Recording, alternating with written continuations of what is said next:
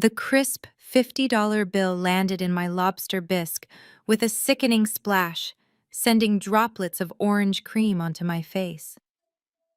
The silence that followed in the St. James dining room was deafening, louder than any scream I had ever heard. I sat frozen, feeling the hot liquid trickle down my cheek as 25 of Atlanta's most elite socialites stared at me. Some covered their mouths in mock horror, while others, like the woman sitting directly across from me, barely concealed their amusement. At the head of the long mahogany table, Winston St. James, the man who was supposed to be my future father-in-law, wiped his hands on a linen napkin as if he had just touched something filthy.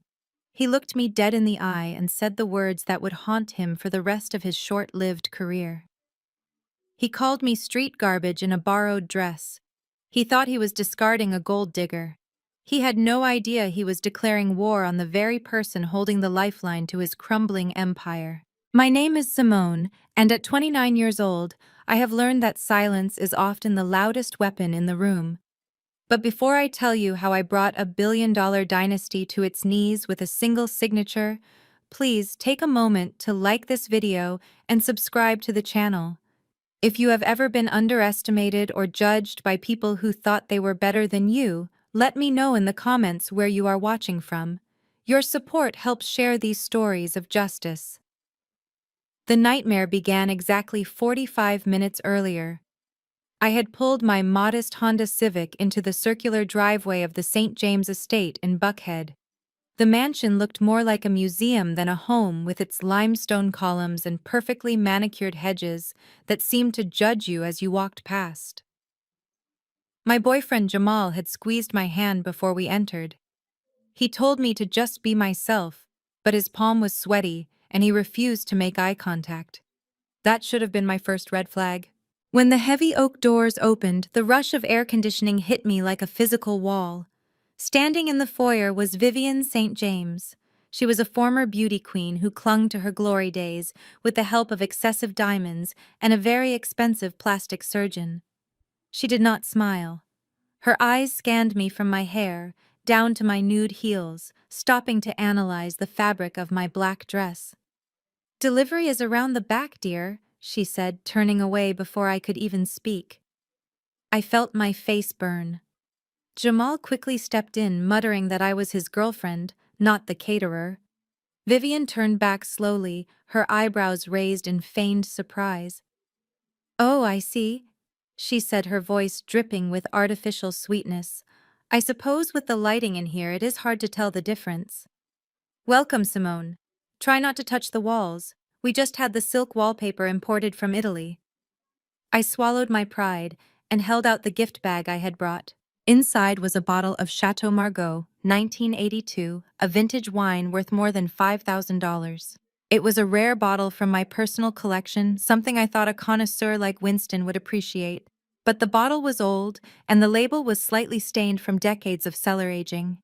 Winston St. James walked into the foyer at that moment. He was a large man who took up space not just physically but energetically. He glanced at the bag in my hand and wrinkled his nose. "What is this?" he asked, taking the bag with 2 fingers. I started to explain the vintage, but he cut me off. He pulled the bottle out, inspecting the dust on the glass. He let out a short, harsh laugh. "Did you find this in a dumpster on your way here, or did you buy it at a gas station? We do not drink vinegar in this house." He handed the bottle to a passing server, without even looking at him. "Throw this out, and wash your hands afterward." I wanted to scream. I wanted to tell him that bottle cost more than the suit he was wearing. But I stayed silent. I looked at Jamal, waiting for him to defend me, to tell his father that I was a woman of taste. But Jamal just adjusted his tie and looked at the floor. That was the second red flag. Dinner was served in the grand hall. The table was set for 26 people. I expected to sit next to Jamal, but the place cards had other ideas. Jamal was seated at the right hand of his father next to a woman I did not know. I was placed at the very far end of the table, practically in the kitchen, next to a deaf elderly aunt who fell asleep before the appetizers arrived. Directly across from me sat Chloe. Chloe was Jamal's sister-in-law, married to his younger brother.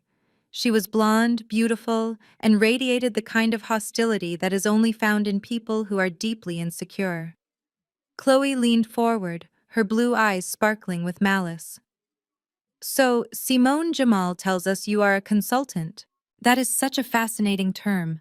In my experience, that usually means unemployed. Is that why you are wearing that dress? I think I saw that on the clearance rack at Ross last week. It is brave of you to wear synthetic blends to a black tie event. I admire your confidence, really. I took a sip of water, trying to calm the shaking in my hands. Actually, Chloe, I said, keeping my voice steady, this dress is vintage Valentino, and I work in due diligence for venture capital firms. I help companies avoid bankruptcy. Chloe laughed, a high-pitched sound that drew the attention of the entire table. Due diligence, she repeated, mocking my tone. Oh, honey, the only thing you are diligent about is trying to marry up. We all know why you are here. You saw the St. James name and you saw dollar signs.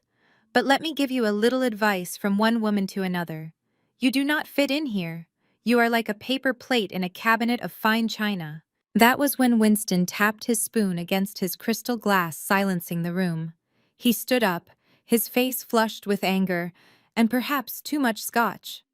He looked down the long table directly at me. His eyes were cold, devoid of any human warmth. Stop pretending, Chloe, he boomed. We all know what she is. I had my private investigators run a background check on you, Simone. Or should I say Simone from the South Side? No father. Mother was a seamstress. You went to state school on financial aid. You have lived in rented apartments your whole life. And now you think you can sit at my table and drink my wine and seduce my son. The room was so quiet I could hear the hum of the refrigerator in the kitchen. Winston reached into his jacket pocket and pulled out a thick wad of cash. He did not count it. He just grabbed a handful of $50 bills. Jamal needs a wife who brings assets to this family, not liabilities, he shouted, his voice echoing off the vaulted ceiling. He is marrying the governor's daughter next spring. That is a merger. You are a mistake. He threw the money. I watched in slow motion as the bills fluttered through the air. Some landed on the pristine white tablecloth, some landed on the floor, and one landed right in my soup, splashing me. Take that for cab fare and get out, Winston sneered. Go back to the gutter where you belong. You are nothing but street garbage. For a moment, I could not breathe. The humiliation was physical, a heavy weight pressing down on my chest. I looked at Jamal one last time. He was staring at his plate, refusing to witness my execution. He was a coward. And in that moment, my love for him died instantly, replaced by a cold, sharp clarity. I did not wipe the soup off my face immediately. I wanted them to see it. I wanted them to remember this image. I slowly pushed my chair back, the legs scraping loudly against the marble floor. I stood up to my full height. I did not reach for the money. I did not cry. I picked up the $50 bill from my bowl, shook the liquid off it, and dropped it onto the floor. I checked my watch. It was 8:15 in the evening. Winston, I said, my voice surprisingly calm, carrying across the silent room. You talk a lot about assets and liabilities, but you forgot the most important rule of business. Never insult the auditor. I turned around and walked toward the door, my heels clicking rhythmically like the ticking of a clock counting down.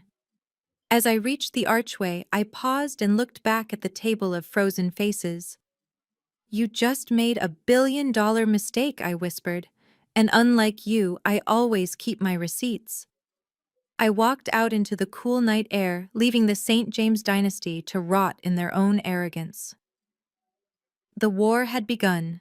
The heavy oak door slammed shut behind me, but it could not block out the sound of my own heart pounding in my ears. The night air in Atlanta was humid and thick, sticking to my skin like a second layer of shame. I marched toward my Honda Civic, which looked pathetically small, parked next to the fleet of luxury SUVs and sports cars that belonged to the St. James family. My hands were shaking so badly I dropped my keys on the gravel driveway. As I bent down to pick them up, I heard the front door open again. For a split second, a foolish, hopeful part of my heart leaped. I thought maybe Jamal had stood up. I thought maybe he had told his father that he loved me and that he was coming with me. I stood up and turned around, expecting to see a hero. Instead, I saw a coward.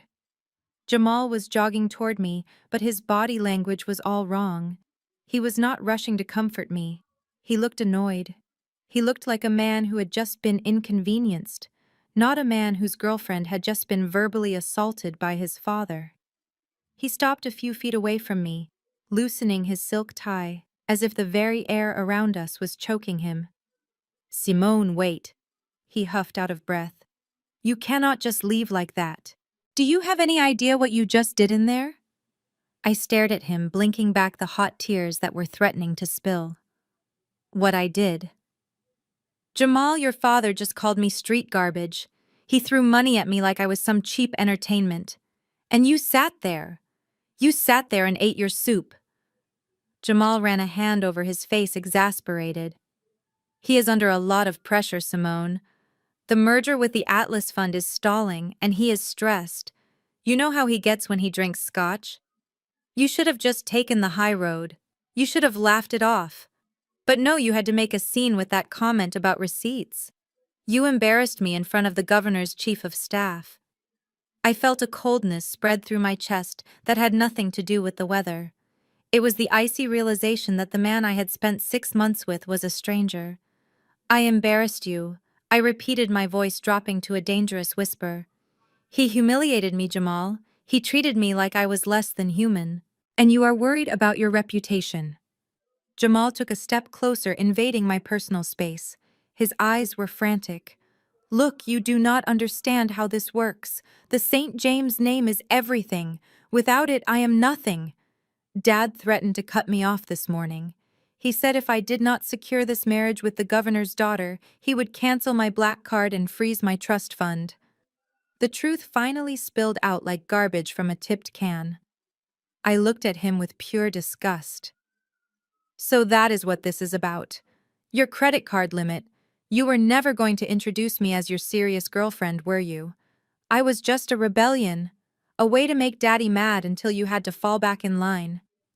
Jamal scoffed, rolling his eyes. Grow up, Simone. We had fun, okay? You are great. But be realistic. You rent a one-bedroom apartment in Midtown. My monthly car insurance costs more than your rent. I need this lifestyle. I have debts, Simone. Gambling debts that you do not know about. If I do not marry into political power and get my access to the family accounts restored, I am dead in the water. I cannot live on a consultant's salary. He reached out and grabbed my arm, his grip painful and desperate. Now you are going to turn around. You are going to walk back into that dining room, and you are going to apologize to my father.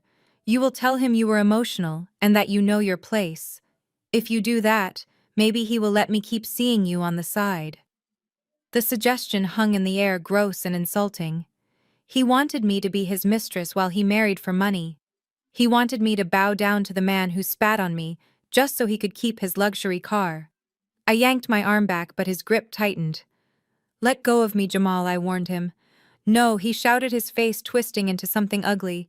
You are not ruining this for me. You are going to fix this. Give me your keys. You are not leaving until you apologize. He lunged for my other hand, trying to snatch the car keys from my fingers. At that moment, he was not the charming man who had taken me to jazz clubs. He was just another entitled man who thought he could use force to get his way. But Jamal made a critical mistake. He judged me by my dress and my silence. He forgot that a woman who walks alone in the city learns how to protect herself. As his hand closed over the keys, instinct took over. I did not panic. I stepped into his space, not away from it. I grabbed his wrist with my free hand, finding the pressure point just below the thumb. With a sharp exhale, I twisted his arm behind his back, leveraging his own momentum against him. Jamal yelped in pain, and his knees buckled. I drove him down toward the gravel until he was kneeling in the dirt at my feet.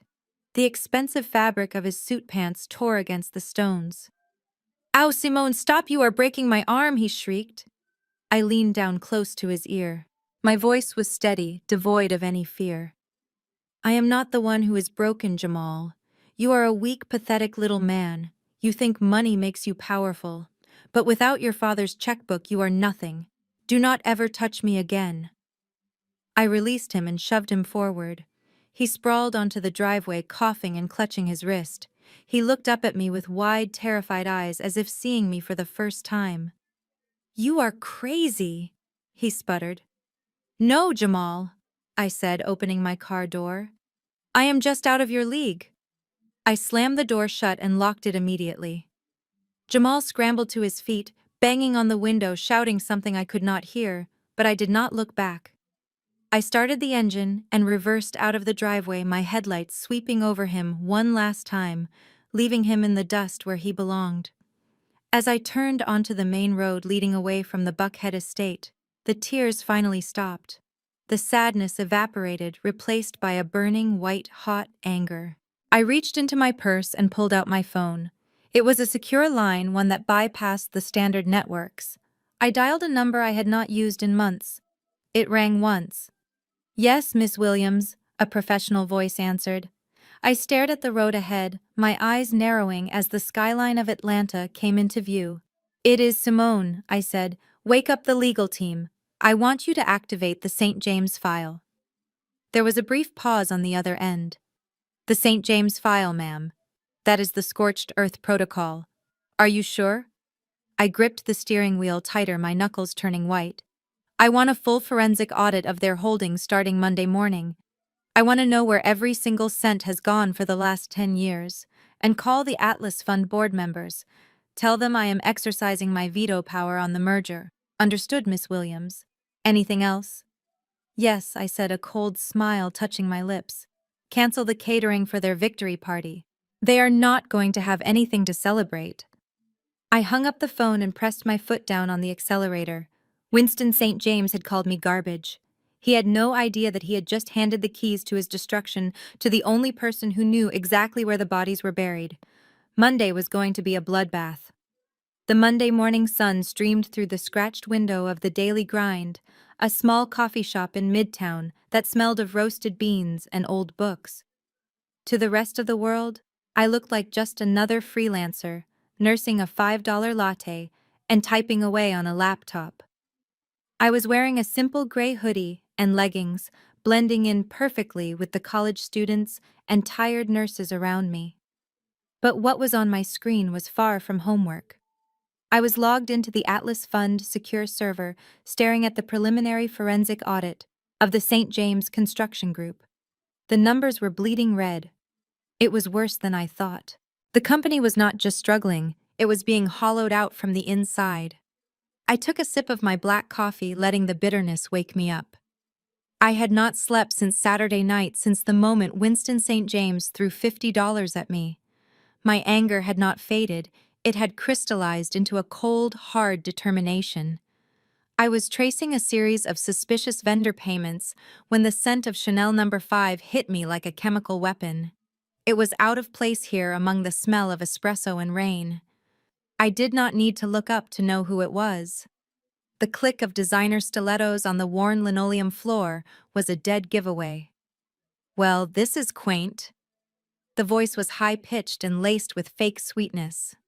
I slowly lifted my eyes from my screen. Standing there looking like she had just stepped out of a Vogue photo shoot was Chloe. She was wearing a cream-colored cashmere coat that probably cost more than the rent of this entire building. She looked around the coffee shop with a wrinkled nose as if she expected to catch a disease just by breathing the air. "Hello, Chloe," I said, keeping my voice flat. "To what do I owe the displeasure?"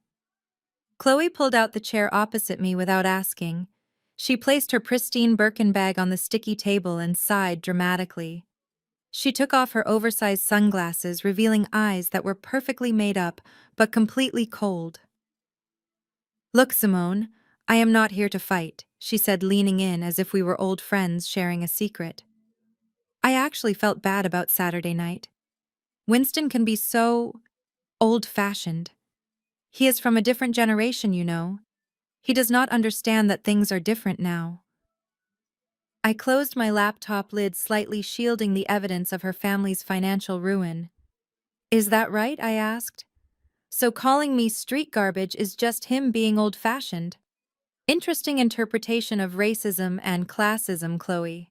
Chloe waved her hand dismissively, her diamond bracelets jingling. Oh, do not be so dramatic, he was drunk. And honestly, you did provoke him with that attitude. But that is not why I am here. I am here because I am a woman who supports other women. I know how hard it must be for someone like you to walk away from a family like ours. The access, the connections. It is a lot to lose. She reached into her bag and pulled out a thick white envelope. She slid it across the table toward me. It was heavy. I know things are probably tight for you, she continued, her voice dropping to a conspiratorial whisper. Jamal told me you are just a consultant. We both know that means you live paycheck to paycheck. And after Saturday, I assume Jamal has cut you off, so I wanted to help. I stared at the envelope. I did not touch it. What is this, Chloe? Call it a severance package. She smiled, but it did not reach her eyes. There is $10,000 in there in cash. Untraceable. I figured you could use it, to get back on your feet, maybe move to a different city, or at least buy some clothes that are not made of polyester. I know your people have a lot of pride, but let us be realistic, Simone. You need this. My people. The phrase hung in the air between us, charged with the kind of casual bigotry that people like Chloe excelled at. She did not think she was being racist. She thought she was being benevolent. She saw herself as the white savior, throwing crumbs to the poor charity case. I looked at her, really looked at her. Beneath the expensive makeup and the smug expression, I saw something else. I saw fear. She was not here out of kindness. She was here to make me go away. She wanted to erase the mistake Jamal had made so she could go back to being the queen bee of the St. James Empire. I reached out and placed my hand on the envelope. Chloe's smile widened, thinking she had won. Thinking that everyone had a price and mine was a measly $10,000. You think this is a lot of money? I asked quietly. For someone in your position, it is life-changing, she replied condescendingly. Do not let your ego get in the way of a hot meal, sweetie. I laughed. It was a genuine laugh, loud enough that the barista looked over at us. I slid the envelope back across the table with enough force that it hit her chest. Chloe, I make $10,000 before I finish my morning coffee, I said, my voice hardening. I do not need your charity, and I definitely do not need your husband's stolen money. Chloe froze. Her perfect mask cracked for a fraction of a second. What did you say? I leaned forward, invading her personal space. You heard me. You think I do not know? I know your husband Darius has not landed a legitimate contract in 2 years. I know you guys are living on credit cards and refinancing the lake house, so take this envelope and keep it. You are going to need it to buy anti-wrinkle cream because stress ages you terribly. And trust me, you are about to be under a lot of stress. Chloe stood up so fast her chair scraped loudly against the floor. Her face flushed a deep, angry red. You are delusional, she hissed, losing all pretense of kindness. You are just a jealous, bitter little nobody. Jamal was right. You are trash. And when Winston is done with you, you will not be able to get a job sweeping floors in this town. Your husband is going to be unemployed long before I am, Chloe, I countered calmly. In fact, I would start looking for a good criminal defense lawyer if I were you. Chloe grabbed her purse, her hands shaking with rage. You are insane. Stay away from my family. Stay away from Jamal, or I swear to God I will ruin you. She turned to storm out, but in her haste, her elbow knocked her phone off the table. It clattered onto the floor, landing screen side up right next to my foot. The screen lit up with a notification. It was a text message. I looked down and the words burned themselves into my memory in less than a second. The message was from a contact named Darius Hubby. It read, "Transfer complete, $500K to the Cayman account. Dad does not suspect a thing. Just act normal." Time seemed to slow down. That was it. That was the smoking gun. Winston St. James was not just a bully, he was a victim of his own family's greed. His son and daughter-in-law were embezzling from the company, draining it dry, while he blamed the market. Chloe scrambled to pick up the phone, her fingernails scratching the floor. She snatched it up and looked at me, panic flooding her eyes. She knew I had seen it. She knew she had just made a fatal error. "What did you see?" she demanded, her voice shrill. I picked up my coffee cup and took a slow, deliberate sip. I saw enough, Chloe. I saw exactly enough. She stood there for a moment, paralyzed by terror, breathing hard. Then she turned and ran out of the coffee shop, almost tripping over her own heels. I watched her go through the window. She was frantically dialing a number, probably warning Darius, but it was too late. I opened my laptop again. My fingers flew across the keyboard. I did not need to guess anymore. I knew exactly where to look. I typed in the search command for offshore transfers, specifically filtering for the Cayman Islands. A few seconds later, the screen populated with a list of transactions. Hundreds of thousands of dollars siphoned out of the St. James operating budget into a shell company controlled by Darius and Chloe Miller. I sat back in my chair and felt a cold smile form on my lips. They had tried to buy my silence with $10,000. Instead, they had just given me the weapon I needed to bury them. I picked up my phone and dialed the head of the forensic accounting team. "It is Simone," I said, my eyes never leaving the screen. "Forget the audit of the construction costs. I want you to focus entirely on the family accounts, specifically Darius and Chloe. I found the leak." I hung up and looked at the empty chair where Chloe had sat. The perfume still lingered, a sickly sweet reminder of the rot beneath the surface. Winston St. James had called me street garbage, but it turned out the real trash was sitting at his own dinner table, and I was about to take it out. The Tuesday evening rain in Atlanta was not a gentle drizzle. It was a torrential downpour that turned the streets into rivers and made the neon lights of the city blur into streaks of red and gold. I drove my Honda Civic slowly through the storm, the windshield wipers fighting a losing battle against the deluge. I was exhausted. After spending 12 hours analyzing the St. James financial records, I just wanted to go home to my small apartment, take a hot shower, and sleep.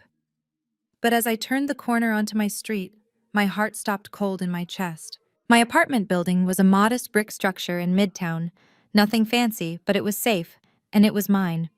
Or at least it had been. Standing on the sidewalk in the pouring rain were 3 large cardboard boxes. They were soggy and starting to collapse under the weight of the water. Beside them lay a pile of clothes, a familiar blue sweater soaking in a muddy puddle, and a stack of books with their pages fluttering in the wind. I slammed on the brakes and jumped out of the car, not caring about the rain soaking my hair and clothes instantly. I ran to the curb. It was my life scattered on the concrete like trash. My college diploma was in a broken frame face down in the dirt. The quilt my grandmother stitched for me was heavy with water, ruined beyond repair. Mr. Henderson, my landlord, was standing under the awning of the building entrance. He was a kind older man who had always fixed my leaky faucets and asked about my day. But tonight he would not look me in the eye. He was wringing his hands together, looking terrified. "I am so sorry, Simone," he stammered, his voice barely audible over the thunder. "I did not want to do this. You have been a perfect tenant." But they gave me no choice. I stared at him, water dripping from my eyelashes. "Who gave you no choice, Mr. Henderson? It is illegal to evict someone without notice, especially at night in a storm." He looked around nervously, as if he expected to be watched. "A man came here today, a lawyer from St. James Holdings. He told me that if you were not out by sunset, he would have the city inspectors shut down my entire building. He said he would find code violations that would bankrupt me. He said he would sue me until I lost my home too." I felt a surge of rage so hot it almost dried the rain on my skin. Winston St. James. He was not satisfied with humiliating me at dinner. He wanted to erase me. He wanted to show me that he could reach into my life and crush it whenever he pleased. He was trying to break my spirit to make me desperate enough to come crawling back for that $10,000 Chloe had offered. I have grandchildren, Simone, Mr. Henderson said, tears mixing with the rain on his face. I could not risk it. Please forgive me. I looked at the old man. I could see the fear in his eyes. Winston was a predator, and Mr. Henderson was just prey. I could not blame him for being afraid of a monster. It is okay, Mr. Henderson, I said quietly. I understand. You do not have to worry. I will not cause you any trouble. I did not try to save everything. The cheap furniture, the kitchenware, the things that defined my life as a struggle, I left them there. I grabbed the waterproof case containing my laptop and my hard drives. I grabbed the few clothes that were still dry inside the plastic bins. I threw them into the trunk of my car. I stood there for one last moment looking at the ruins of my modest life. Winston thought he was making me homeless. He thought he was sending me to a shelter. He had no idea that he was actually setting me free. I got back into my car and locked the doors. The interior felt cold and damp, but my mind was crystal clear. I drove away from the apartment complex, leaving the past in the rearview mirror.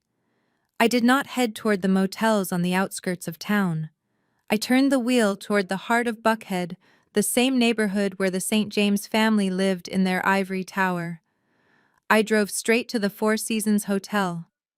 The valet looked skeptical as I pulled my battered Honda up to the gleaming entrance. I stepped out looking like a drowned rat, my hair plastered to my skull, my clothes clinging to me. He started to step forward, probably to tell me that deliveries were around the back just like Vivian had done. But before he could speak, the glass doors slid open and the general manager, Marcus, stepped out. He was a man who memorized the faces of his most important guests, and he recognized me instantly, despite the lack of designer clothes. Ms. Williams, Marcus said, ignoring the rain and rushing to hold an umbrella over my head. Good evening. We were not expecting you, but we are always honored by your presence. The valet's jaw dropped. I handed him my keys. Keep it close, I said, and please dry the seats. Marcus escorted me through the lobby. The golden light, the smell of fresh lilies, and the soft piano music were a stark contrast to the cold street I had just left. People turned to stare at the wet woman walking with the manager, but I did not care. I walked with my head high. I need a room for the indefinite future, Marcus, I said as we reached the private elevator. Of course, Ms. Williams, Marcus replied, pressing his thumb against the biometric scanner. The owner's penthouse is unoccupied. We keep it reserved for shareholders like yourself. I will have housekeeping bring up some dry clothes from the boutique immediately. And I assume you would like a bottle of the 1982 Margot. Make it 2 bottles, I said, as the elevator doors closed, shutting out the world. 20 minutes later, I was standing in the center of a 3,000-square-foot penthouse that overlooked the entire city of Atlanta. The storm was still raging outside, but up here it was just a beautiful light show. I was wrapped in a plush white robe, holding a glass of wine that cost more than my monthly rent at the old apartment. Winston St. James thought he had thrown me onto the street. He did not know that I owned the street. I sat down on the velvet sofa and opened my phone. I had missed several calls from unknown numbers. There was a new email in my inbox marked urgent. It was from the legal firm representing the St. James family. The subject line read, "Notice of civil action regarding romantic fraud." I let out a dry, humorless laugh. I opened the email. It was a cease and desist letter combined with a demand for the return of assets. It accused me of misrepresenting my financial status to solicit gifts and hospitality from Jamal St. James. It listed the items they wanted returned. A bracelet from Tiffany's that was silver, not gold. A designer handbag that I knew was a knockoff Jamal bought in Chinatown, and they wanted reimbursement for all the dinners we had eaten together. The letter ended with a threat. If these assets are not returned within 24 hours, and if you do not sign a non-disclosure agreement regarding the private matters of the St. James family, we will proceed with a lawsuit for fraud and emotional distress. Winston was trying to bully me with the law. He thought I was a poor girl who would be terrified of a court battle. He thought I could not afford a lawyer. He thought this letter would make me disappear. I took a sip of the wine, savoring the complex notes of dark cherry and oak. I walked over to the floor-to-ceiling window and looked out at the city lights. Somewhere out there in his mansion, Winston was probably celebrating, thinking he had won, thinking he had crushed the bug that dared to crawl onto his dinner table. I typed a reply to the lawyer. I did not use legal jargon. I did not threaten. I wrote 2 simple sentences. I received your list of cheap trinkets, and I will return them in person at the gala on Friday. But make sure your client brings his checkbook because I am going to cash in a debt that he cannot afford to pay. I hit send and threw the phone onto the cushion. You want to play the law, Winston, I whispered to the empty room. Let us play. But you should know that in this game I am not the defendant. I am the judge, the jury, and the executioner. And the sentence is going to be total annihilation. The glass walls of my corner office on the 45th floor of the Atlas Fund building offered a panoramic view of Atlanta sleeping beneath a blanket of rain. It was 3 in the morning. Most people in my position would be asleep, especially after being evicted and humiliated, but adrenaline is a powerful stimulant. I sat in my ergonomic chair surrounded by 3 high-definition monitors glowing with the lifeblood of the St. James Empire. To the outside world, I was Simone, the struggling consultant who drove a Honda Civic. But in this room, I was the director of due diligence for the largest venture capital firm in the Southeast. And I was about to dissect Winston St. James like a frog in a biology class. I took a sip of cold water and cracked my knuckles before typing in my security clearance code. The screen flashed green, granting me access to the deepest levels of the St. James Financial Archives. Winston had applied for a $200 million emergency liquidity injection from Atlas. On the surface, his application looked pristine. The glossy brochures showed booming construction sites and projected profits that would make any investor salivate. But I knew better. I knew that men like Winston often spent more money polishing the exterior of their ships than fixing the holes in the hull. I started with the vendor list. In construction, money usually disappears through materials and labor.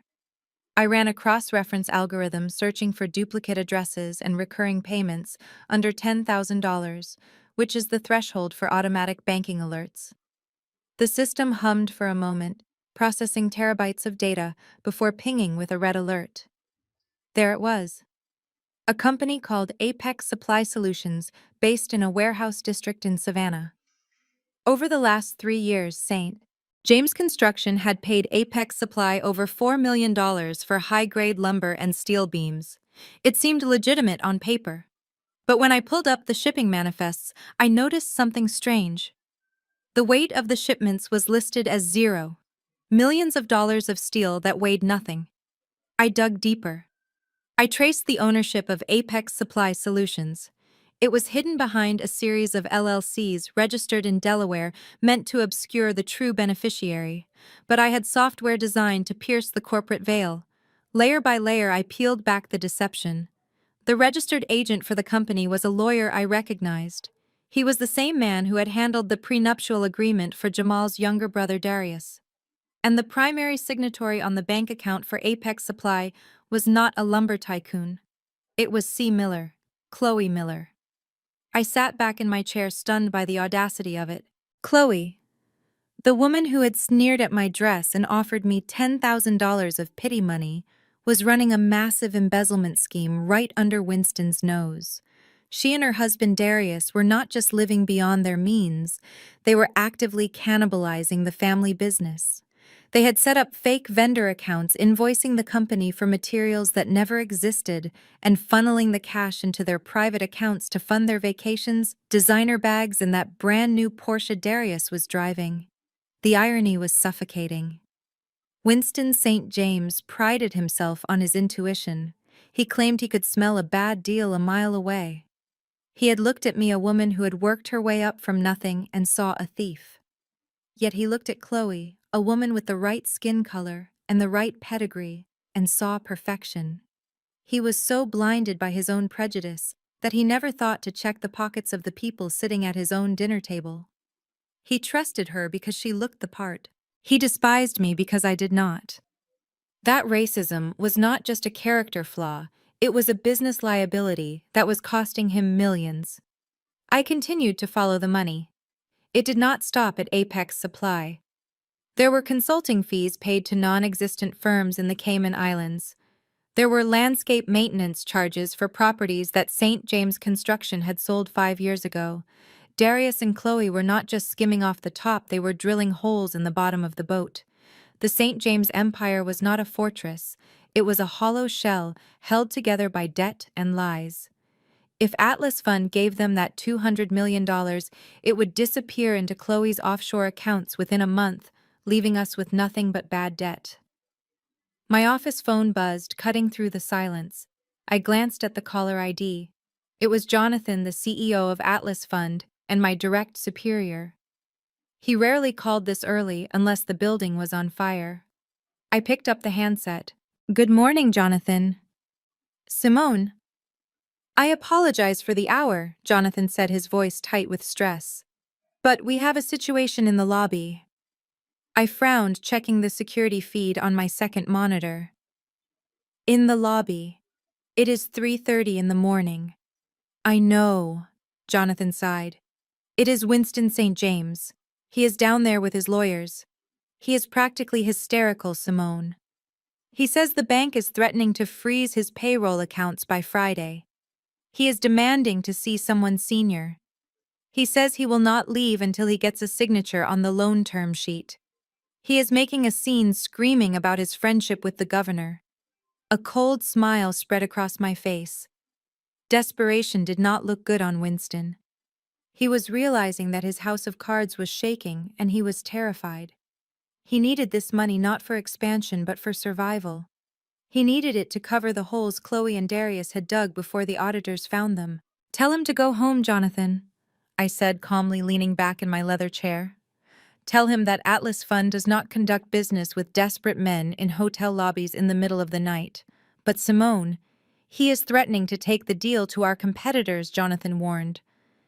"If we lose this account, we will not lose it." I interrupted, my voice sharp with authority. "Because there is no deal, Jonathan. The company is toxic. I am looking at their books right now, and they are insolvent. If we sign that check, we might as well set the money on fire." There was silence on the other end of the line. Then Jonathan spoke again, his tone shifting from anxious to respectful. "You found something, didn't you?" "I found everything," I confirmed. "But we are not going to reject him over the phone. That would be too easy. We need to do this publicly. We need to make an example of what happens when you try to defraud Atlas Fund." "So what is the play?" Jonathan asked. "Tell Winston that the board has reviewed his application," I said, spinning a pen between my fingers. "Tell him that we are very interested, but we have a few final questions regarding compliance. Tell him we will sign the papers at the gala on Friday night, in front of the press, in front of the governor, in front of everyone he tried to impress." "You want to do it at the gala?" Jonathan asked, hesitation creeping into his voice. "That is brutal, Simone. That is his turf." "Exactly," I replied, standing up and walking to the window, looking down at the city that Winston thought he owned. "He loves an audience, Jonathan. He loves to show off his power. So let us give him the biggest audience of his life. Tell him the director of due diligence will meet him there personally to finalize the transaction. Do not tell him my name," I added quickly. "Just tell him that the person holding the checkbook is coming to save him." "Understood, Simone," Jonathan said. "I will send him home. I will set the meeting for Friday at 8. I hung up the phone and looked at my reflection in the dark glass. I looked tired, but my eyes were burning with a fire that would not be extinguished. Winston St. James was going to spend the next 3 days thinking he had won. He would tell his friends. He would probably buy another bottle of scotch to celebrate. He would smirk at Jamal and tell him that this was why they needed to keep people like me away from their family. He had no idea that he was walking into a slaughter. He was coming to the gala expecting a lifeline. Instead, he was going to find a noose, and I would be the one to kick the chair out from under him. Friday could not come fast enough.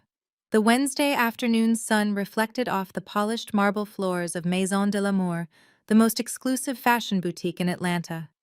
The air inside smelled of white orchids and expensive leather. It was a place where price tags did not exist, because if you had to ask, you clearly could not afford it. I was not there to browse. I was there to find armor. For the gala on Friday night, I needed a dress that would not just turn heads but would stop hearts. I needed something that screamed power, something that would make Winston St. James regret every breath he took. I walked through the racks of silk and chiffon, my fingers trailing over fabrics that cost more than a year of college tuition. In my old life, the Simone who drove a Honda and lived in a rented apartment would have been terrified to even step inside this store. I would have worried about the sales clerks judging my shoes or following me around to make sure I did not steal anything. But today, I walked with the confidence of a woman who knew exactly who she was. I was Simone Williams, the director of due diligence for the Atlas Fund, and in 48 hours, I was going to own this town. I stopped in front of a mannequin displaying a gown that took my breath away. It was crimson red, a deep blood color that shimmered under the crystal chandeliers. It was structured, yet flowing, dangerous, yet elegant. It was the color of war. I reached out to touch the fabric, visualizing how it would look when I walked into the ballroom to deliver the death blow to the St. James Empire. Suddenly, the peaceful atmosphere was shattered by a shrill voice that made my skin crawl. "Oh my God, Mom, look at this one! It is perfect for Vanessa. It screams governor's daughter." My hand froze on the red silk. I did not need to turn around to know who it was. The high-pitched nasal tone belonged to Chloe, and the heavy footsteps following her could only be Vivian. Fate, it seemed, had a twisted sense of humor. Of all the boutiques in Atlanta, they had walked into this one. I considered leaving. I considered slipping out the back to avoid a scene. But then I remembered the rain. I remembered my belongings thrown on the sidewalk. I remembered the name calling. I was done running. I stayed where I was, my back to them, my hand still resting on the dress. "I do not know, Chloe." Vivian's voice boomed, echoing off the walls. "Vanessa needs something white or cream. She needs to look pure. Jamal needs a bride who looks like an angel, not a temptress. We need to remind everyone that the St. James family stands for traditional values." I felt a bitter laugh bubble up in my throat. Traditional values, like embezzlement and fraud. I turned around slowly just as Chloe spotted me. Her eyes went wide and her mouth dropped open. She looked like she had seen a ghost. "Mom," she gasped, grabbing Vivian's arm. "Look!" Vivian turned, her face contorting into a mask of pure disgust the moment she saw me. She marched over her heels, clicking aggressively on the floor. "You," Vivian spat. "Are you following us? I knew you were obsessed with my son, but this is pathetic. Stalking us while we shop for his wedding dress. Do you have no shame?" I looked at her calmly. I did not flinch. "Hello, Vivian. Hello, Chloe. I am not following you. I am shopping, just like you." Vivian let out a sharp, cruel laugh that drew the attention of the two sales associates standing near the counter. "Shopping," she mocked. "In here. Simone, look around you. This is Maison de l'Amour. They do not sell second-hand clothes here. They do not accept food stamps. You are embarrassing yourself. Get out before I have security throw you out." She reached out and tried to slap my hand away from the red dress. "And take your dirty hands off that gown," she snapped. "That is silk. You will stain it." I did not move my hand. I gripped the fabric tighter, staring her down. "I am not leaving, Vivian," I said, my voice low and steady. "And I suggest you lower your voice. You are disturbing the peace." Chloe stepped forward, emboldened by her mother-in-law's aggression. "Who do you think you are talking to?" Chloe hissed. "We are the St. James family. We are VIPs in this city. You are just a piece of trash my husband's brother forgot to take out. If you do not leave right now, I am calling the police. I will tell them you are harassing us. I will tell them you threatened me. Do it!" I challenged them. "Call the police. I would love for them to see the footage of you assaulting a customer. Vivian's face turned a deep shade of purple. She was not used to being defied. She turned to the sales associates, snapping her fingers at them, as if they were dogs. You there, manager. Get over here right now. A tall, elegant man in a sharp black suit emerged from the back office. It was Julian, the boutique manager. He was a man of impeccable taste and even higher standards. He adjusted his glasses and walked toward us, his expression unreadable. Vivian smiled triumphantly, crossing her arms over her chest. Finally, she said, "Sir, I am Vivian St. James. My family spends a fortune in this city. This person here, this woman is bothering us. She is a stalker, and she clearly cannot afford to be in your establishment. She is touching the merchandise with her filthy hands. I demand that you escort her out immediately, or I will make sure none of my friends ever shop here again." Chloe nodded vigorously, playing the victim. She threatened me. She lied. She is dangerous. Please remove her. Julian stopped in front of us. He looked at Vivian, then at Chloe, and finally his gaze landed on me. The silence stretched out for 5 agonizing seconds. Vivian was tapping her foot, waiting for him to grab my arm and drag me to the curb. Instead, Julian turned his back on them completely. He bowed his head slightly toward me, a gesture of deep respect. "Ms. Williams," Julian said, his voice warm and welcoming. "I apologize for the delay. I was just in the back confirming the arrival of the shipment you requested." Vivian's jaw dropped. Chloe made a choking sound. "Ms. Williams," Vivian stammered, confused. "Wait, do you know who she is?" "She is a nobody. She is my son's ex-girlfriend who lives in a rental." Julian raised a hand, cutting her off mid-sentence. He did not even look at her. His focus remained entirely on me. "Ms. Williams, we have just received the exclusive Paris runway collection. The designer sent it over specifically for you, knowing you would be attending the gala this Friday. We have prepared the private VIP suite for you with champagne and truffles. No one will disturb you there." He gestured toward the velvet-roped area at the back of the store, an area that Vivian and Chloe had clearly never been invited into. I smiled. It was a genuine smile this time, seeing the blood drain from their faces.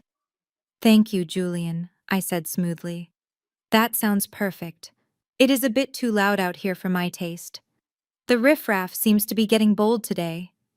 I released the red dress and smoothed down my jacket. I stepped closer to Vivian, who was now standing frozen like a statue, her mouth opening and closing like a fish out of water. "You know, Vivian," I whispered, leaning in so only she could hear. "You were right about one thing. Jamal does need a bride who represents the family values. It is a shame that by Monday morning those values will be worth less than the gum on the bottom of my shoe." I turned to Chloe, who was clutching her purse so hard her knuckles were white. "And Chloe," I said, my eyes cold, "that cream dress you liked, you should buy it. It will look great for your mugshot. White really makes the handcuffs pop."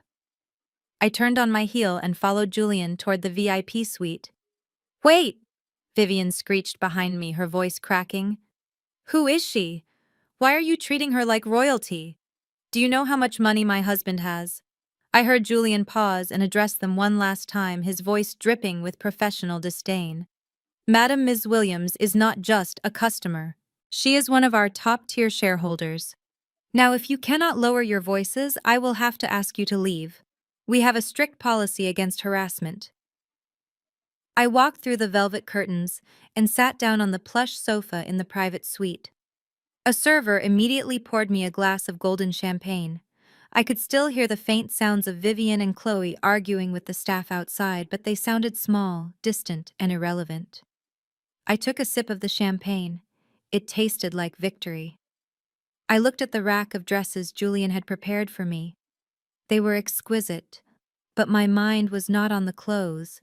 It was on the look in Vivian's eyes, that look of total confusion and fear. She was starting to realize that the ground was shifting beneath her feet.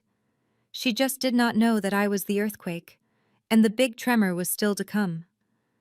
The heavy velvet curtains of the VIP suite swooshed shut behind me instantly, cutting off the shrill noise of Vivian and Chloe outside.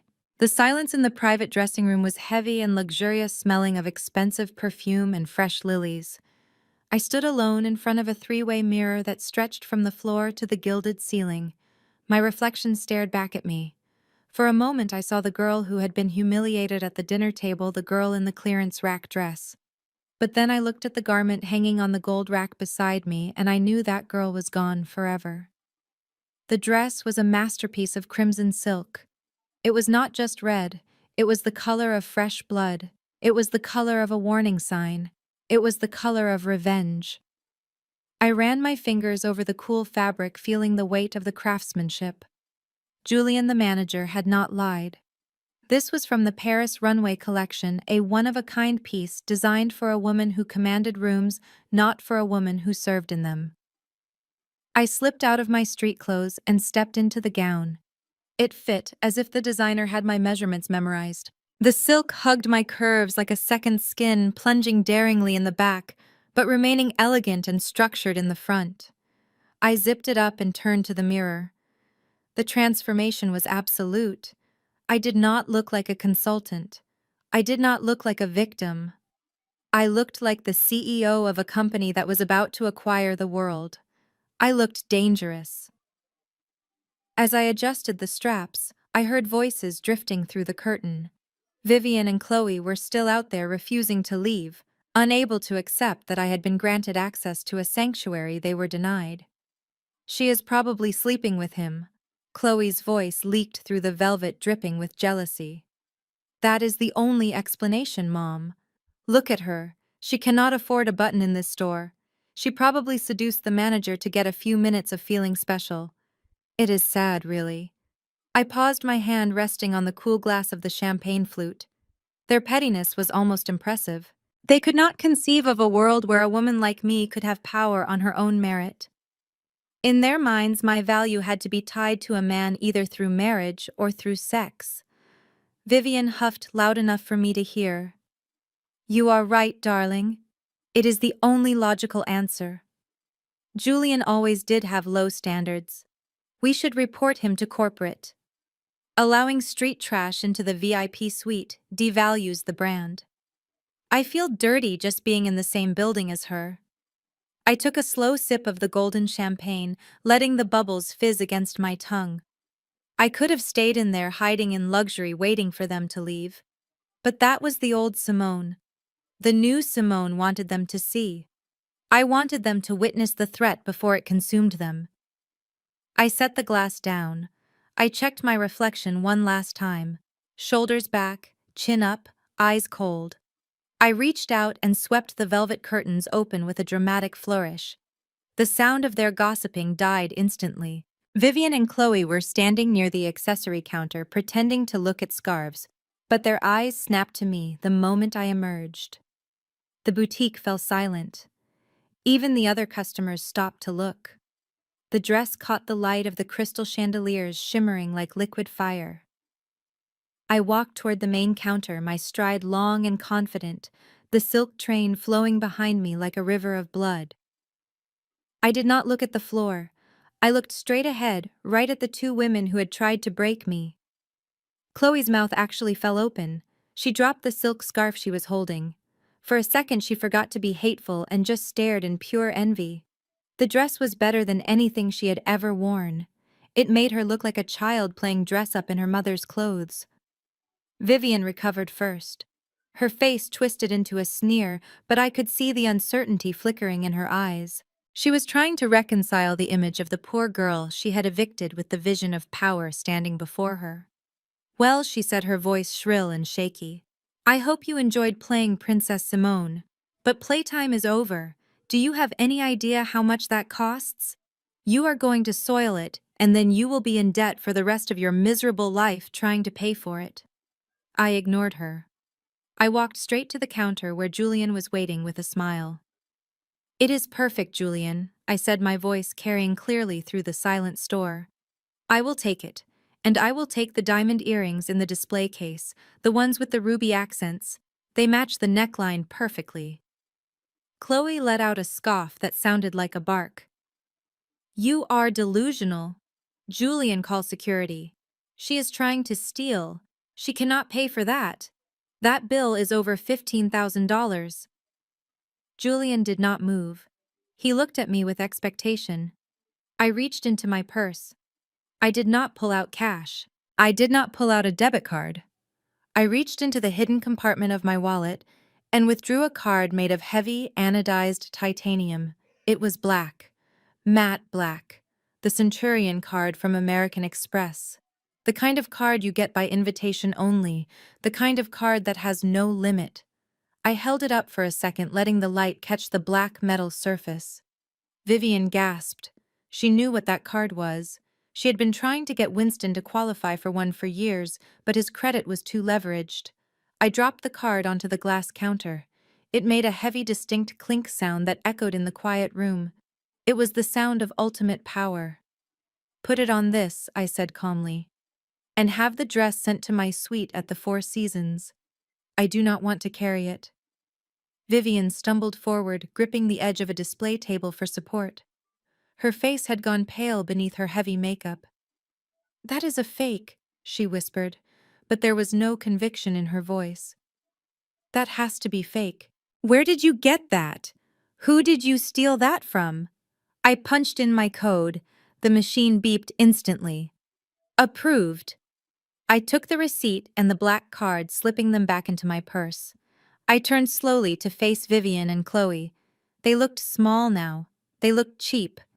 It is not fake, Vivian, I said, stepping into her personal space. And neither is the eviction notice you sent me. You wanted me out of my apartment because you thought I was poor. You thought I was weak. I leaned in closer, smelling the fear radiating off her. You asked where I got the money. Let us just say I am very good at my job.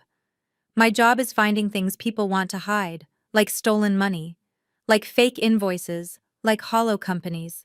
Vivian's eyes widened. She took a step back, terrified by the menace in my voice. What are you talking about? She stammered. I smiled, a cold, humorless smile. I am talking about the future, Vivian. You are worried about a wedding dress. You are worried about appearances. But if I were you, I would stop spending money. I would start saving every penny. Why? Chloe asked, her voice trembling. Because I replied, my voice sharp as a knife. The wedding is not going to happen. Jamal is not going to marry the governor's daughter. But do not worry, the family will still have a big event to attend. I paused, letting the tension build to a breaking point. It will be the funeral of St. James Construction. And I will be the one delivering the eulogy. I turned and walked toward the glass doors, the automatic sensors sliding them open for me. I left them standing there in the middle of the expensive boutique, surrounded by clothes they could no longer afford, paralyzed by a threat they did not fully understand. As I stepped out onto the sidewalk, the cool evening air hit my face. My phone buzzed in my pocket. I pulled it out. It was a text from Jamal. The preview message popped up on the screen. Baby, please answer me. I miss you so much. I hate this. My dad is forcing me to be with Vanessa. She is boring. She is not you. Can we meet tonight? I need to see you. I can get away for an hour. I stared at the screen. He was playing both sides. He wanted his rich wife for the money, and he wanted me for his ego. He thought he could keep me on the side, hidden in the shadows, while he played the dutiful son in public. He thought I was still the girl who would wait for him in the car. I typed a reply, my fingers moving fast. I did not agree to meet him in secret. I did not agree to be his side piece. I was done hiding. I typed, I understand, Jamal. We need to talk. But not tonight. Meet me at the gala on Friday. I will be there. I hit send. I pocketed the phone and hailed a taxi. The trap was set. Jamal thought I was coming to the gala to beg for him back. Winston thought I was gone for good. They were all walking blindly into the fire, and I had the match in my hand. Friday night was going to be explosive.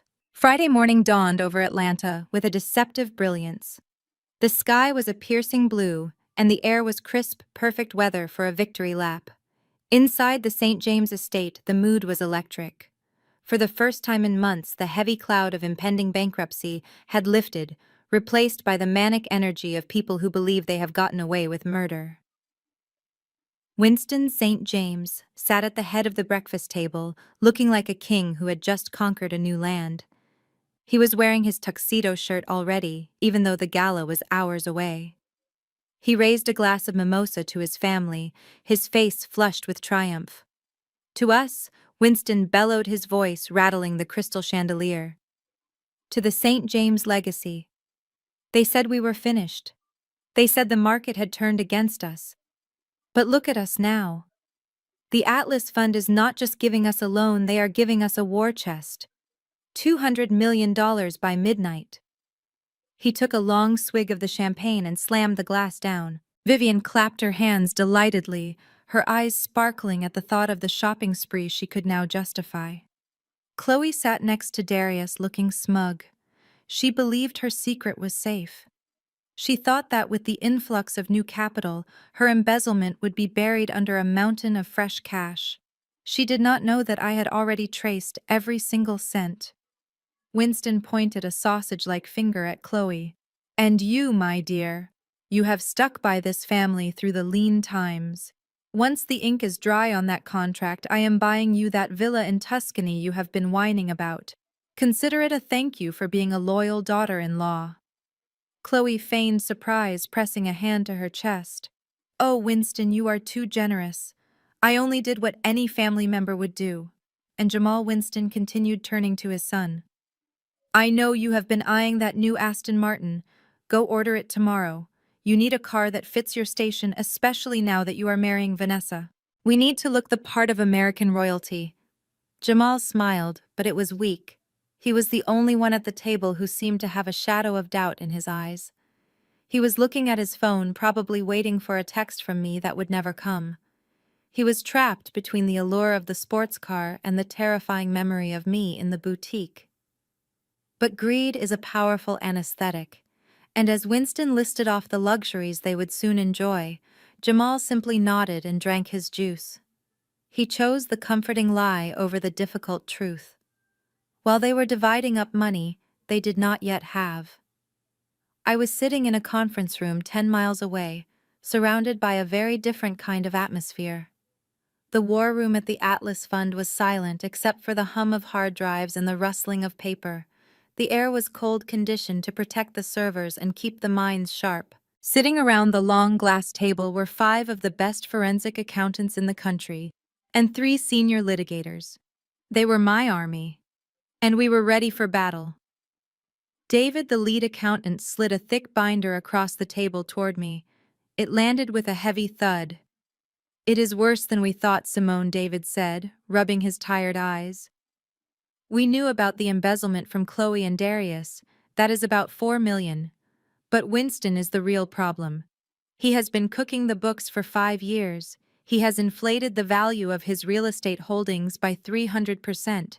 He is claiming assets that do not exist. He is claiming to own land that he sold back in 2018. I opened the binder, scanning the columns of numbers. It was a roadmap of fraud. Winston had built a castle on a foundation of sand. He is Ponzi scheming his own company, I murmured. He is using new loans to pay off the interest on old loans. If we give him this money, it will be gone in 6 months. Exactly, David confirmed. But that is not the worst part. Turn to page 42. Look at the collateral documents for the loan application. I flipped the pages until I reached the section marked Security and Guarantees. To secure a loan of $200 million, the bank required significant collateral. Winston had put up the St. James estate and the entire family trust. I looked at the signature line on the deed of trust. There were 2 signatures required to leverage the family estate. One was Winston St. James. The other was the co-trustee. My eyes narrowed as I read the name written in elegant looping cursive. Eleanor St. James. Eleanor, I said, looking up at David. That is Jamal's mother. David nodded solemnly. Correct. And according to the death certificate we pulled from the state registry, Eleanor St. James passed away from ovarian cancer 5 years ago. I looked back at the document. The date next to her signature was from last Tuesday. A chill ran down my spine. This was not just financial fraud. This was moral bankruptcy. Winston St. James needed the loan so badly that he had forged his dead wife's signature to get it. He had used the ghost of the woman who built the empire with him to try and save his own skin. "This changes everything," I said, my voice low and dangerous. "Embezzlement is a white-collar crime. People get probation for that. But this is identity theft. This is grand larceny. This is forging legal documents. If we hand this to the district attorney, Winston is not just going to lose his company, he is going to die in federal prison." I ran my finger over the forged signature. I remembered Jamal talking about his mother once. He said she was the only person who ever truly loved him. He said she was the moral compass of the family, and now his father had desecrated her memory for money. I looked up at the team of lawyers. Their faces were grim. They knew what this meant. This was no longer a negotiation. This was an execution. "Pack it up." I ordered, closing the binder. "Make copies of everything. Specifically the death certificate and the loan application. I want them blown up. I want them ready to be projected on a screen." One of the lawyers cleared his throat. "Ms. Williams, are we going to call the police now? We can have him arrested at his house." "No," I said, standing up and walking to the window. "If we arrest him now, he will spin it. He will say it was a mistake. He will hire a PR firm to garner sympathy. He will play the victim." I turned back to the room, my eyes blazing. We let him walk into that gala tonight. We let him shake hands with the governor. We let him give his speech about family values and legacy. We let him climb as high as he possibly can. And then when he thinks he is touching the stars, we pull the ground out from under him. I want him to look me in the eye when he realizes it is over. I checked my watch. It was noon. 8 hours until showtime. Winston was probably picking out his cufflinks right now, humming a happy tune. He was probably thinking about how smart he was, how he had outmaneuvered the bank, how he had saved his dynasty. He did not know that the ink on his victory contract was actually the ink of his death warrant. I picked up the file containing the forged signature. "You called me street garbage, Winston," I whispered to the empty air. "But at least I never sold out the people I loved. Tonight, you are going to learn that some things cannot be bought."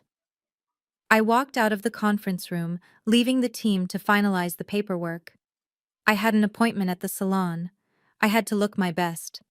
After all, it is not every day you get to bury a billion-dollar lie. The calm was over. The storm was coming. And its name was Simone. The grand ballroom of the Ritz-Carlton Atlanta was a sea of black tuxedos and glittering diamonds. It was the kind of room where the air smelled of expensive perfume and old money. A live jazz band played softly in the corner, providing a sophisticated soundtrack to the lies being whispered over glasses of champagne. At the center of it all stood Winston St. James. He looked like a king holding court. He was shaking hands, laughing too loudly, and slapping the backs of men he secretly despised. To the outside observer, he was a titan of industry celebrating a massive merger. But I was watching from the shadows of the tinted limousine window, and I could see the truth. I saw the sweat beading on his forehead. I saw the way his eyes darted nervously toward the entrance every few seconds, checking his watch. He was terrified. He was waiting for the Atlas Fund delegation to arrive and sign the check that would save his life. Beside him, Vivian was preening like a peacock in a silver gown that was tight enough to cut off her circulation. She was showing off her diamond necklace to the mayor's wife, oblivious to the fact that the necklace was likely bought with stolen company funds. And there was Chloe standing next to Darius, wearing the white cream dress she had bought at the boutique. She looked pale. Every time someone approached her, she flinched as if she expected to be arrested. She knew her time was running out, but she did not know just how little time she had left. And then there was Jamal. My ex-boyfriend looked handsome in his bespoke tuxedo standing next to Vanessa, the governor's daughter. But he looked miserable. He was nursing a drink, staring blankly at the crowd, while Vanessa chatted animatedly on her phone, ignoring him completely. It was a perfect picture of a business arrangement, masquerading as a romance. I took a deep breath. The air conditioning in the limousine was cold, but my blood was running hot. I looked down at my hands. They were steady, no shaking, no fear. I touched the ruby earrings I had bought 2 days ago. They felt heavy and cold against my skin.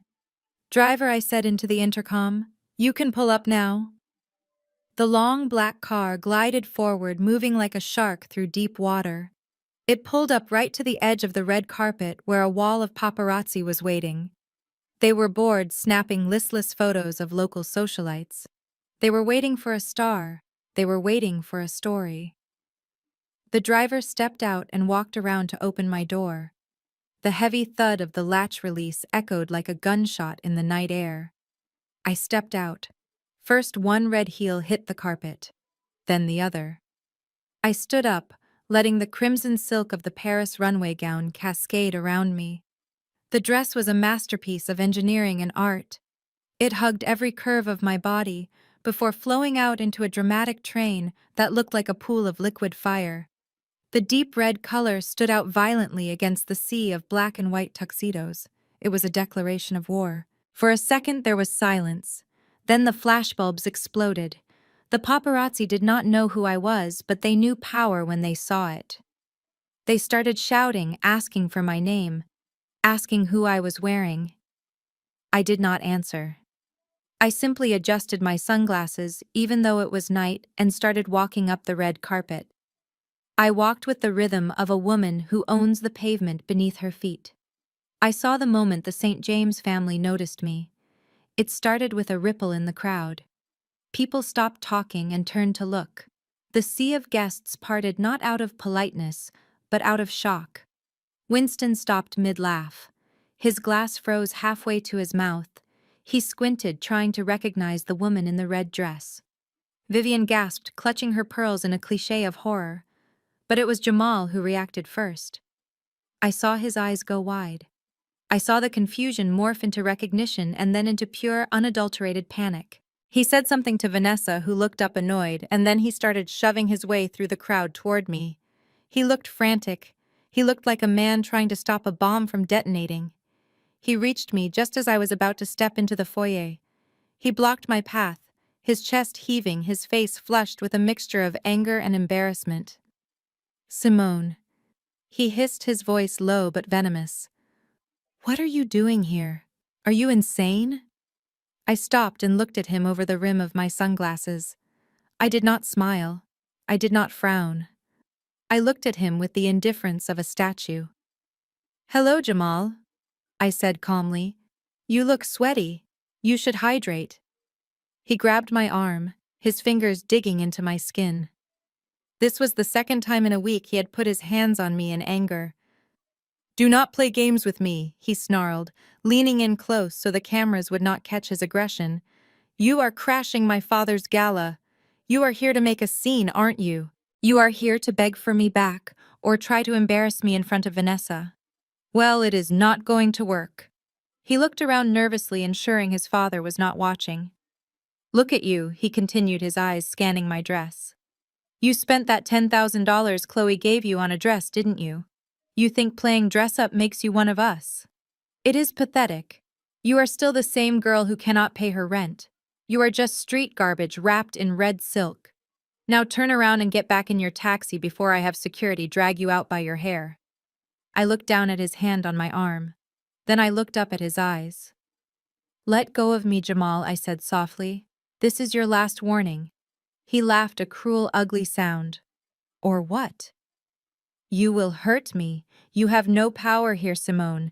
This is the Ritz. This is my world. Security." He raised his hand and waved frantically at the large man in a black suit standing by the door. "Security over here!" Jamal shouted, drawing the attention of half the lobby. "This woman is a stalker. She is trespassing. Remove her immediately. The security guard started walking toward us. Jamal smirked at me, a look of triumph on his face. He thought he had won. He thought he was about to watch me be humiliated publicly, just like his father had done at the dinner table. I did not move. I stood my ground, waiting. The security guard was a massive man with an earpiece. He marched up to us, his face stern. Jamal pointed at me. "Get her out of here," Jamal ordered. "She is not on the list. She is harassing the guests." The guard stopped. He looked at Jamal. Then he looked at me. He looked at the red dress. He looked at the black titanium invite card I was holding casually in my hand.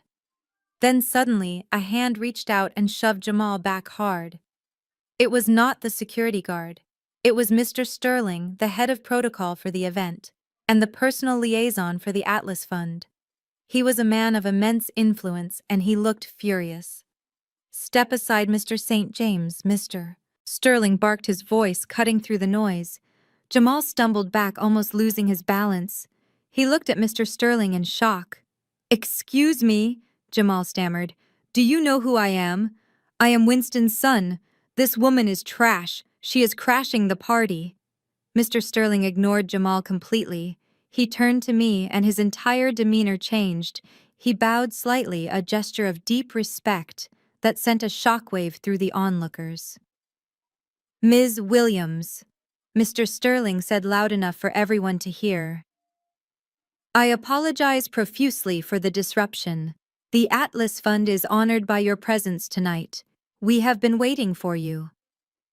Jamal's mouth opened and closed, but no sound came out. He looked from me to Mr. Sterling, his brain unable to process what was happening.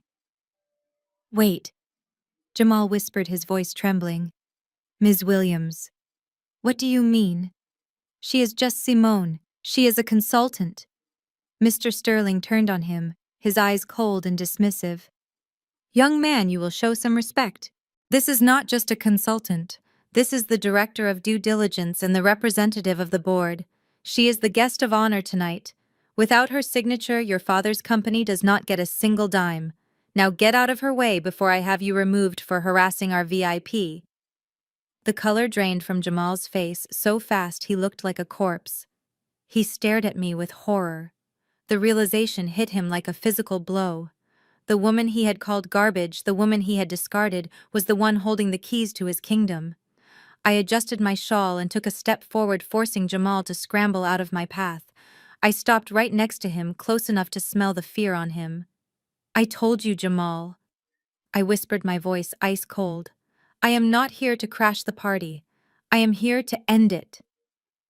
I walked past him, leaving him shaking in the foyer, and stepped into the ballroom where Winston St. James was waiting for his savior, unaware that his executioner had just arrived. The heavy double doors of the private boardroom clicked shut, sealing us inside a bubble of silence that felt like a vacuum. Outside in the ballroom, the orchestra was playing a waltz, and champagne corks were popping, but inside this room the air was stale and thick with tension. It was the kind of silence that precedes an execution. The room was dimly lit by a modern crystal chandelier that cast long shadows across the polished granite table. On one side sat the St. James clan. Winston was pacing back and forth, his patent leather shoes squeaking aggressively on the plush carpet. He checked his gold Rolex for the 10th time in a minute. Beside him, Darius and Chloe sat huddled together like frightened children waiting for the principal.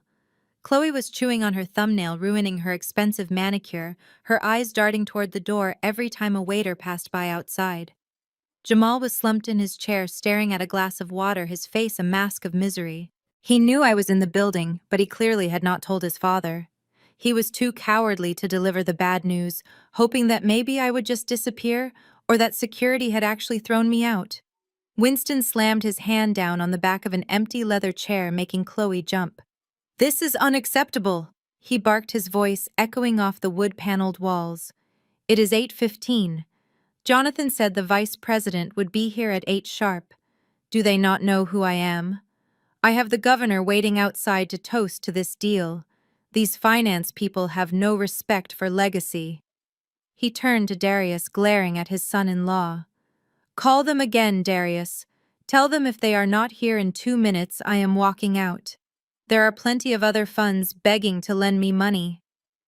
Darius fumbled for his phone, his hands shaking. Dad, I tried. It goes straight to voicemail. Maybe there is traffic. Traffic? Winston scoffed. They should have taken a helicopter. This is a $200 million deal. You do not keep Winston St. James waiting in a back room like a common supplicant. I stood on the other side of the frosted glass doors listening to his bluster. It was pathetic. He was bluffing even to his own family, trying to maintain the illusion of control when he had none.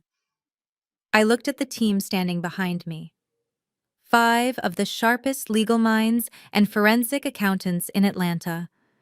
They were dressed in charcoal suits, holding briefcases that contained the autopsy of the St. James Empire. They looked like undertakers.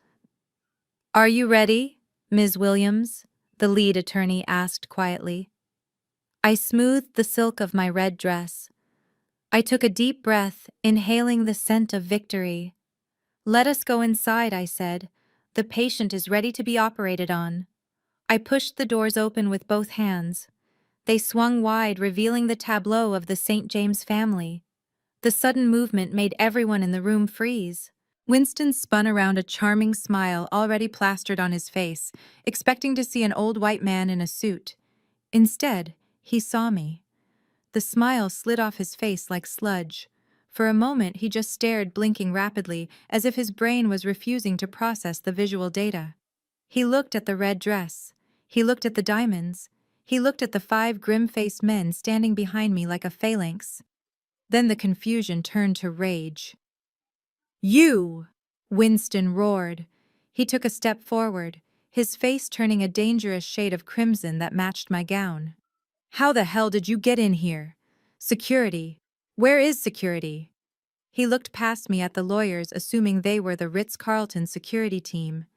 You there, get this woman out of here immediately. She is a stalker. She is harassing my family. I want her arrested. Do you hear me? Arrest her. I did not say a word. I simply walked into the room, my heels sinking silently into the expensive carpet. I signaled to my team. Without speaking a word, they moved with military precision. They walked past Winston, ignoring his shouting, and began setting up at the empty side of the table.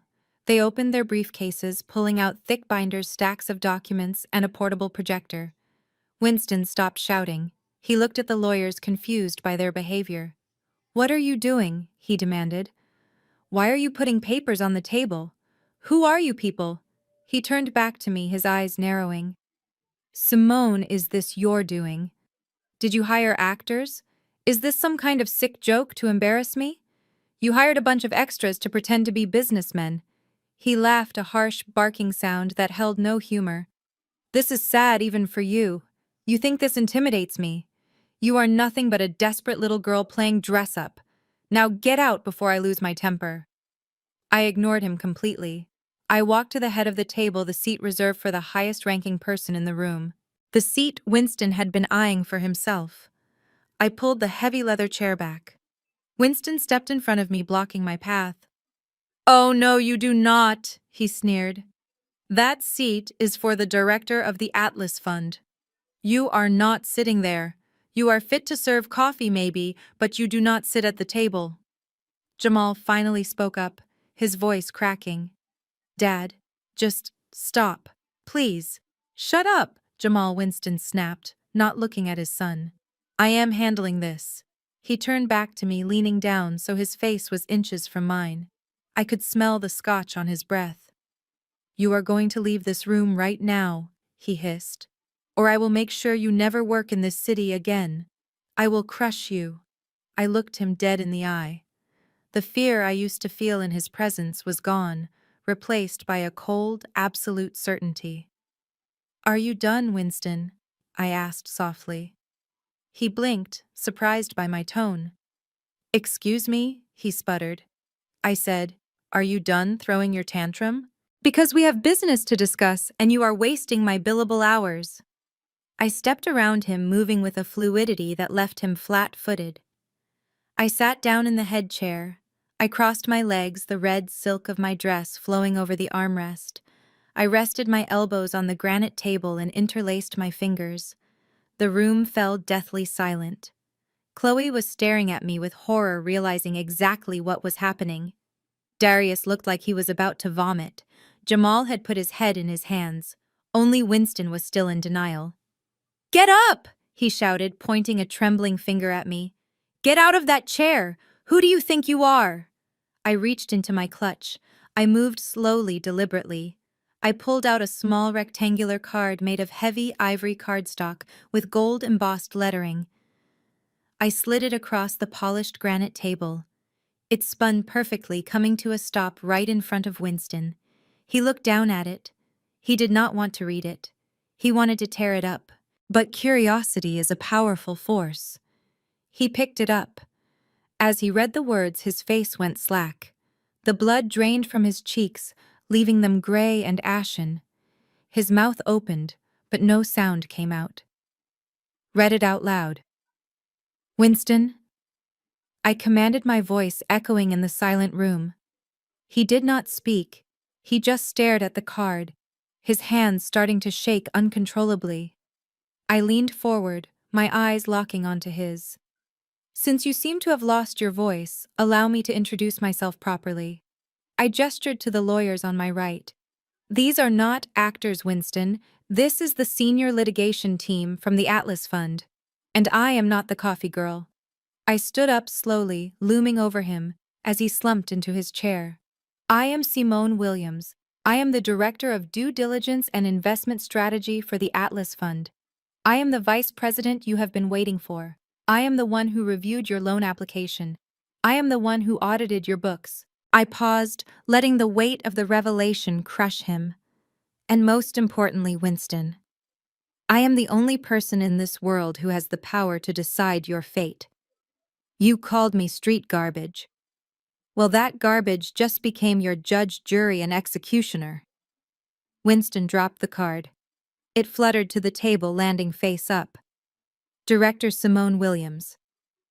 He looked up at me, and for the first time, I saw it. I saw the terror. He realized that the monster he feared was not the bank. It was me. "Shall we begin?" I said, smiling coldly. "I believe we have a lot to talk about. Starting with your dead wife's signature." The sound of Jamal's crystal water glass hitting the granite table was the only noise in the room. It did not shatter, but it toppled over, sending a cold stream of liquid soaking into the cuffs of his tuxedo. He did not move to clean it up. He just stared at the business card lying in front of his father, his mouth hanging open in a silent scream of disbelief. "Winston St. James" looked as if his heart had stopped beating. The arrogant roar of the lion was gone, replaced by the terrified silence of a man who realizes he is trapped in a cage. His face had turned a sickly shade of gray, the color of old ash. He looked from the card to me and back again, trying to reconcile the image of the girl he had evicted with the woman who now held his life in her hands. I did not give them time to recover. I did not give them time to beg. I nodded to David, my lead forensic accountant. He pressed a single key on his laptop. The large screen behind me hummed to life, cutting through the dim lighting of the boardroom. Winston flinched at the sudden brightness. He tried to speak, his voice coming out as a dry rasp. "Simone, what is this? What are you doing?" I did not answer him directly. I did not look at him with anger or pity. I looked at him with the cold detachment of a surgeon cutting out a tumor. "You asked for a loan, Winston," I said, my voice steady and amplified by the room's acoustics. "You claimed your company was suffering due to market conditions. You claimed inflation and supply chain issues were bleeding you dry. But numbers do not lie, and neither do I." I pointed to the screen. The projection showed a complex web of bank transfers. Lines of red and green intersected, connecting the St. James corporate accounts to a series of offshore entities. "Your company is not losing money because of the market," I continued, walking slowly around the table. "Your company is bleeding because it is being stabbed in the back. By your own family." I gestured to the first column of data. Meet Apex Supply Solutions, a shell company registered in Delaware. Over the last 3 years, St. James Construction has paid Apex over $4 million for materials that were never delivered. No steel, no lumber, just invoices for air. Winston squinted at the screen. I never signed off on those vendors, he whispered. No, you did not, I replied. But your chief financial officer did. Or rather, the man acting as your CFO. The screen changed. It showed the incorporation documents for Apex Supply. The signature at the bottom was small but legible. Darius Miller. Winston slowly turned his head to look at his son-in-law. Darius was shaking so hard his chair was vibrating against the floor. He could not look Winston in the eye. Darius, Winston said, his voice rising. What is this? Tell me this is a mistake. But I was not done. Darius is not smart enough to do this alone, I said, cutting in. He needed someone to manage the money once it left the country. Someone who likes expensive things. Someone who likes to vacation in the Cayman Islands. The screen shifted again. This time it showed a bank statement from a private account in Grand Cayman. The beneficiary name was highlighted in yellow, Chloe Miller. The room gasped. It was a collective sound of shock. Chloe let out a small whimper, pulling her shawl tighter around her shoulders, as if trying to hide from the light of the projector. You have been funding their lifestyle. Winston, I said ruthlessly. That Porsche Darius drives. Your money. Those vacations to Tuscany. Your money. That dress Chloe is wearing right now. Your money. They stole $4 million from you while you were busy blaming the economy. Winston stood up. He moved clumsily, knocking his chair backward. He looked at Chloe with a mixture of heartbreak and fury. Is this true? He roared. Chloe, answer me. Chloe started to cry. It was not a cry of remorse. It was the ugly cry of someone who got caught. I did not mean to, she sobbed. We were just borrowing it. We were going to put it back. Winston, please listen. But I was already moving to the next slide. Sit down, Winston, I commanded. I am not finished. He looked at me, his eyes wild, but he sat. He was broken, but he needed to see the rest. We have established that your daughter-in-law is a thief, I said. Now let us talk about your son. The heir apparent, the boy you wanted to marry the governor's daughter to save your reputation. Jamal flinched. He looked up at me, pleading with his eyes. Simone, please do not. Not this. I ignored him. I pressed the button. The screen filled with credit card statements. These were not the corporate expenses for lumber or concrete. These were expenses from the St. James corporate black card, the card entrusted to Jamal for business development. The list was long and sordid. $200,000 in 6 months. Nightclubs in Miami. Private jets to Las Vegas. Luxury watches, and pages upon pages of payments to an agency called the Elite Companionship Group. I let the words hang in the air. You told the governor that Jamal was a man of virtue, I said, my voice dripping with disdain.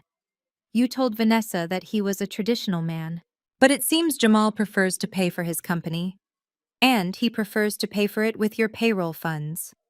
I pointed to a specific line item. $50,000 for a weekend party at the Palms Casino.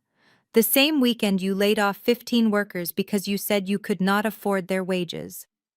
Winston looked at Jamal. His face was no longer red. It was white. He looked like he was going to vomit. Jamal, Winston whispered, Tell me these are client entertainment expenses. Tell me this was for business. Jamal opened his mouth, but no words came out. He looked at Vanessa's empty chair, then at his father, then at the floor. The shame was absolute. He stole from you, Winston, I said, driving the final nail into the coffin. He stole from the workers. He stole from the legacy you care so much about. And he did it all while judging me for shopping at a discount store. The silence in the room was shattered by a screech. You liar. Chloe stood up, her face twisted into a mask of pure hatred. She pointed a manicured finger at me, her eyes bulging. This is fake. She forged these documents, Winston. She is jealous. She wants to ruin us because Jamal dumped her. None of this is real. You cannot prove any of this.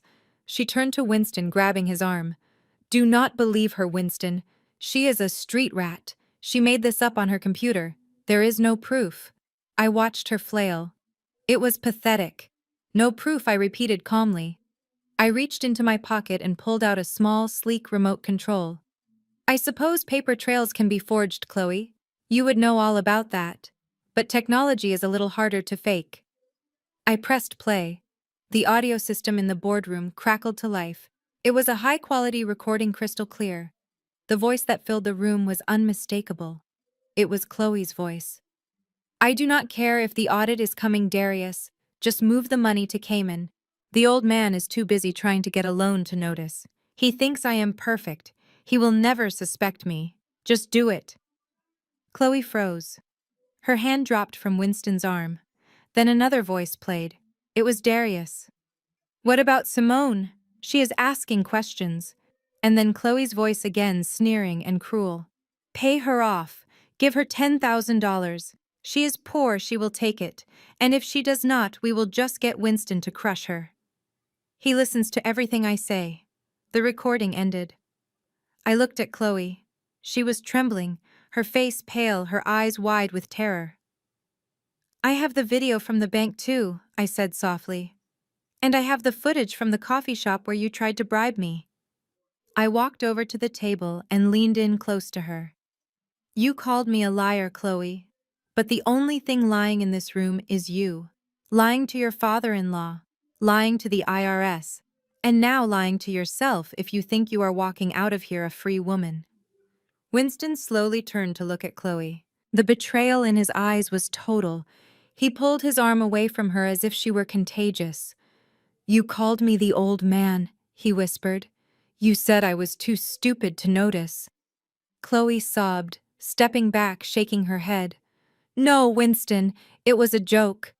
I was stressed. Get away from me, Winston shouted, his voice breaking. Get away from me, both of you. He looked around the room at his son, at his daughter-in-law, at the ruin of his family. Then he looked at me, and for the first time in his life, Winston St. James looked at me with fear. What do you want, Simone? He asked, his voice trembling. You have exposed them. You have won. What do you want?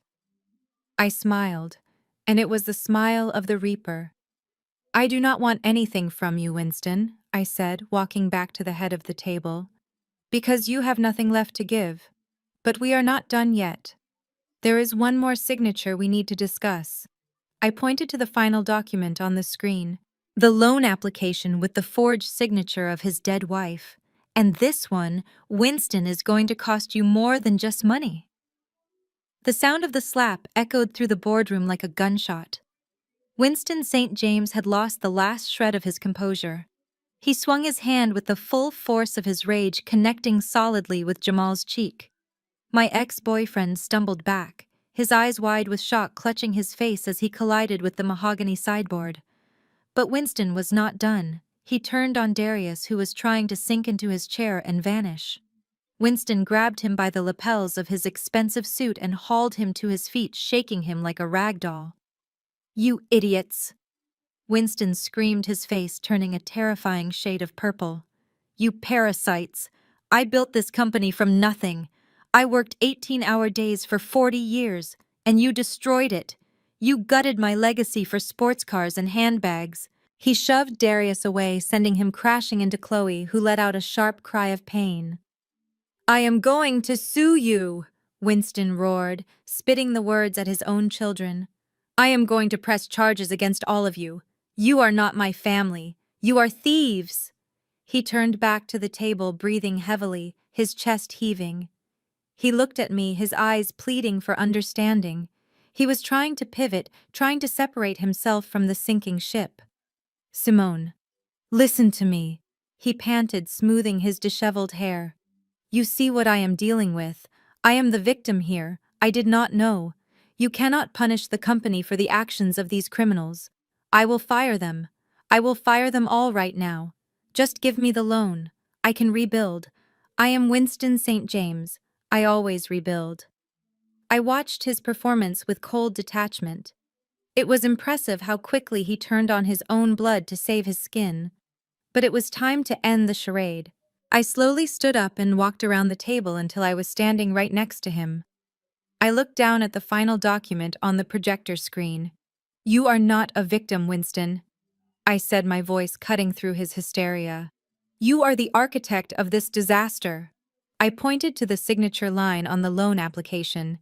"You want to blame your children for stealing. Fine. They are thieves.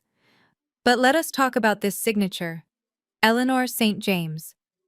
Winston froze.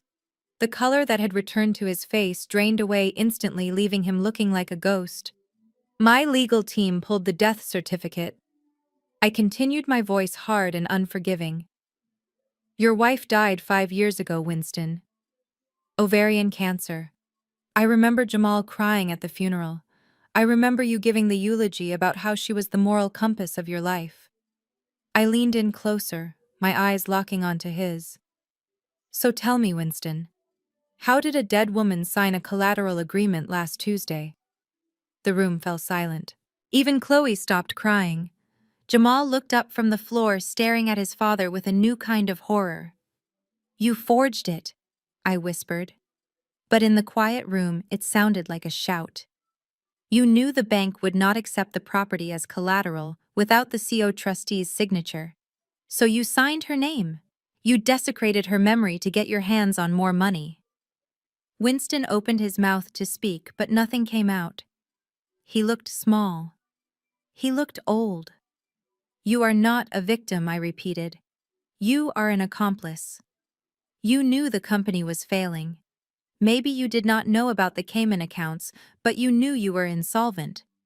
And instead of declaring bankruptcy with dignity, you tried to defraud the Atlas Fund. You tried to steal $200 million to cover up your failure." Winston slumped into his chair. He put his head in his hands. "I had to," he croaked, his voice broken.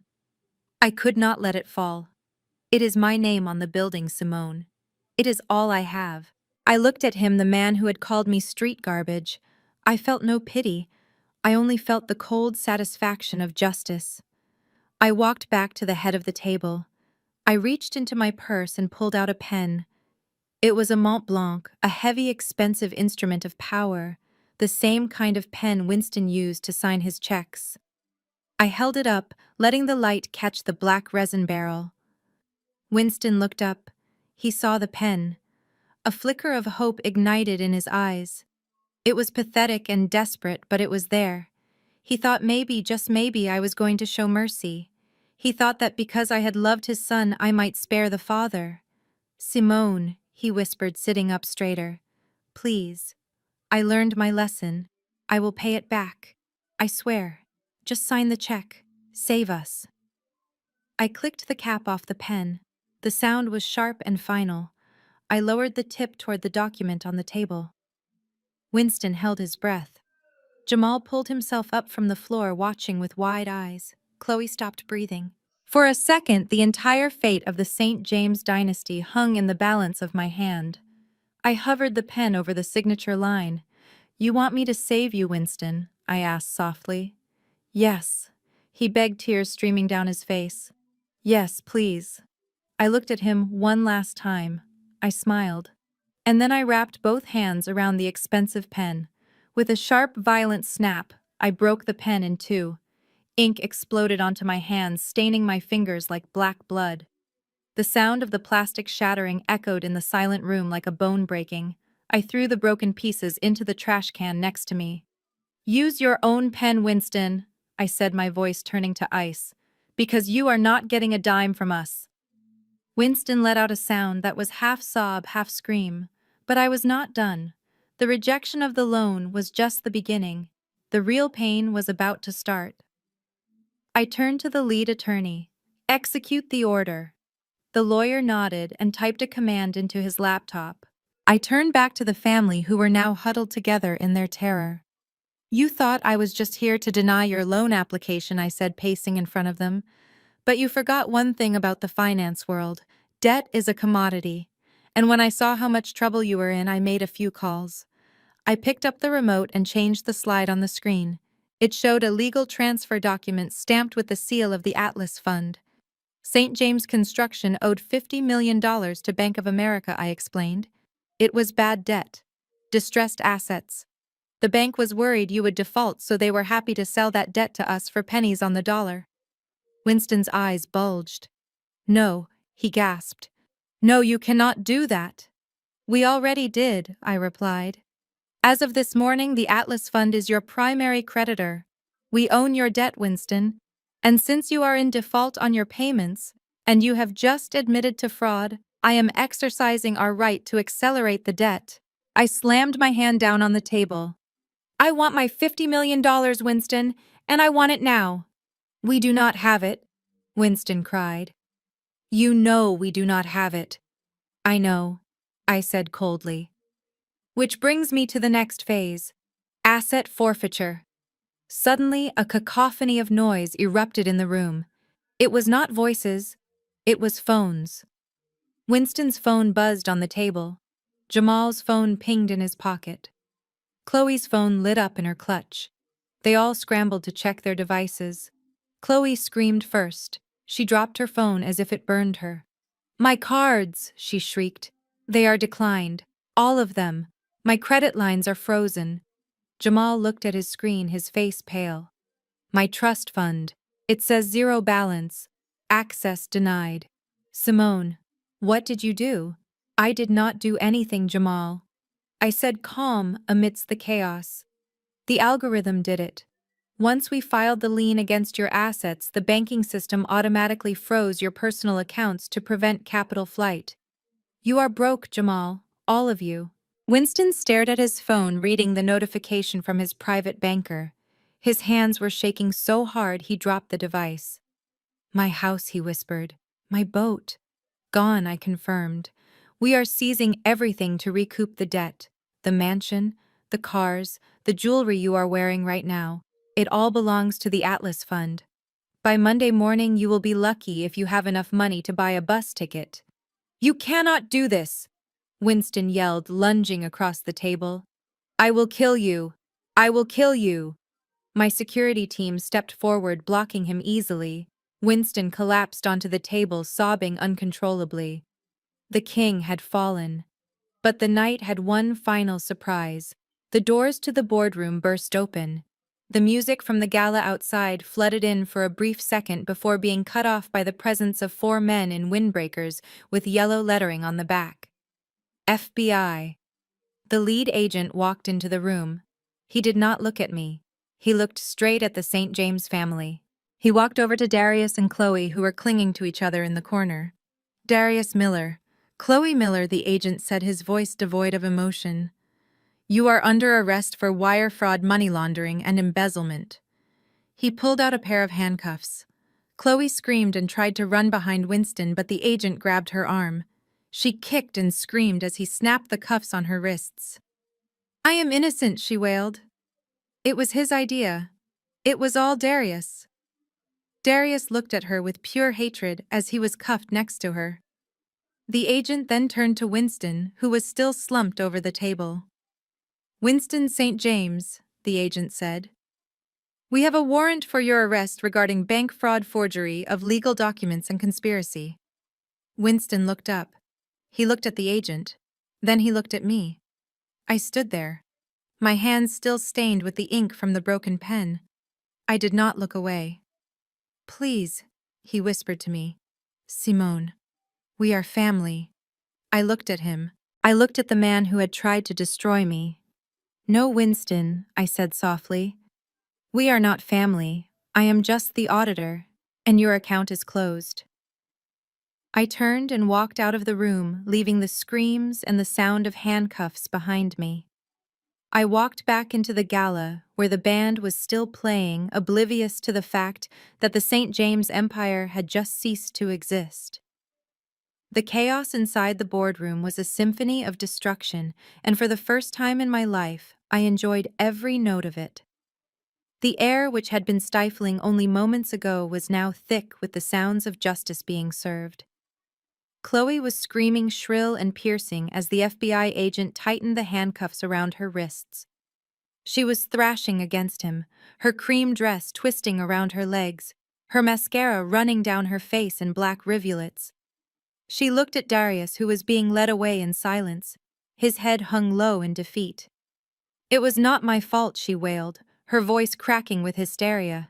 "I did what I was told. Winston made me do it. Darius made me do it. I am a victim here. Please, you cannot take me to jail. I have a Pilates class tomorrow." The absurdity of her plea made me shake my head. Even in handcuffs, she was deluded, clinging to a life that had already evaporated. Across the table, Winston St. James was crumbling. The titan of Atlanta construction, the man who bullied waitstaff and bribed politicians, was gasping for air. He clutched his chest, his face a mask of pale sweat. It was not a heart attack, I realized. It was a panic attack. It was the physical manifestation of his ego dying. A paramedic team that had been waiting on standby alongside the federal agents moved in to check his vitals. They were putting an oxygen mask over his face, muffling his moans. He looked at me one last time through the fog of the plastic mask. His eyes were wide, filled with a terrifying realization. He was not just losing his money, he was losing his name. I turned away from them. There was nothing left to say. I had not come here to gloat. I had come to settle a ledger, and the balance was now 0. I walked toward the open doors, my red silk dress flowing behind me like a victory banner. The music from the ballroom was still playing, a cheerful, upbeat jazz number that clashed violently with the scene behind me. "Simone, wait." The voice was desperate, breathless. I did not stop walking. I knew that voice. It was the voice of the man who had sat in silence while I was humiliated. I heard the heavy thud of footsteps running behind me, then the sound of knees hitting the carpet. "Please, Simone, stop." I felt a tug on my dress.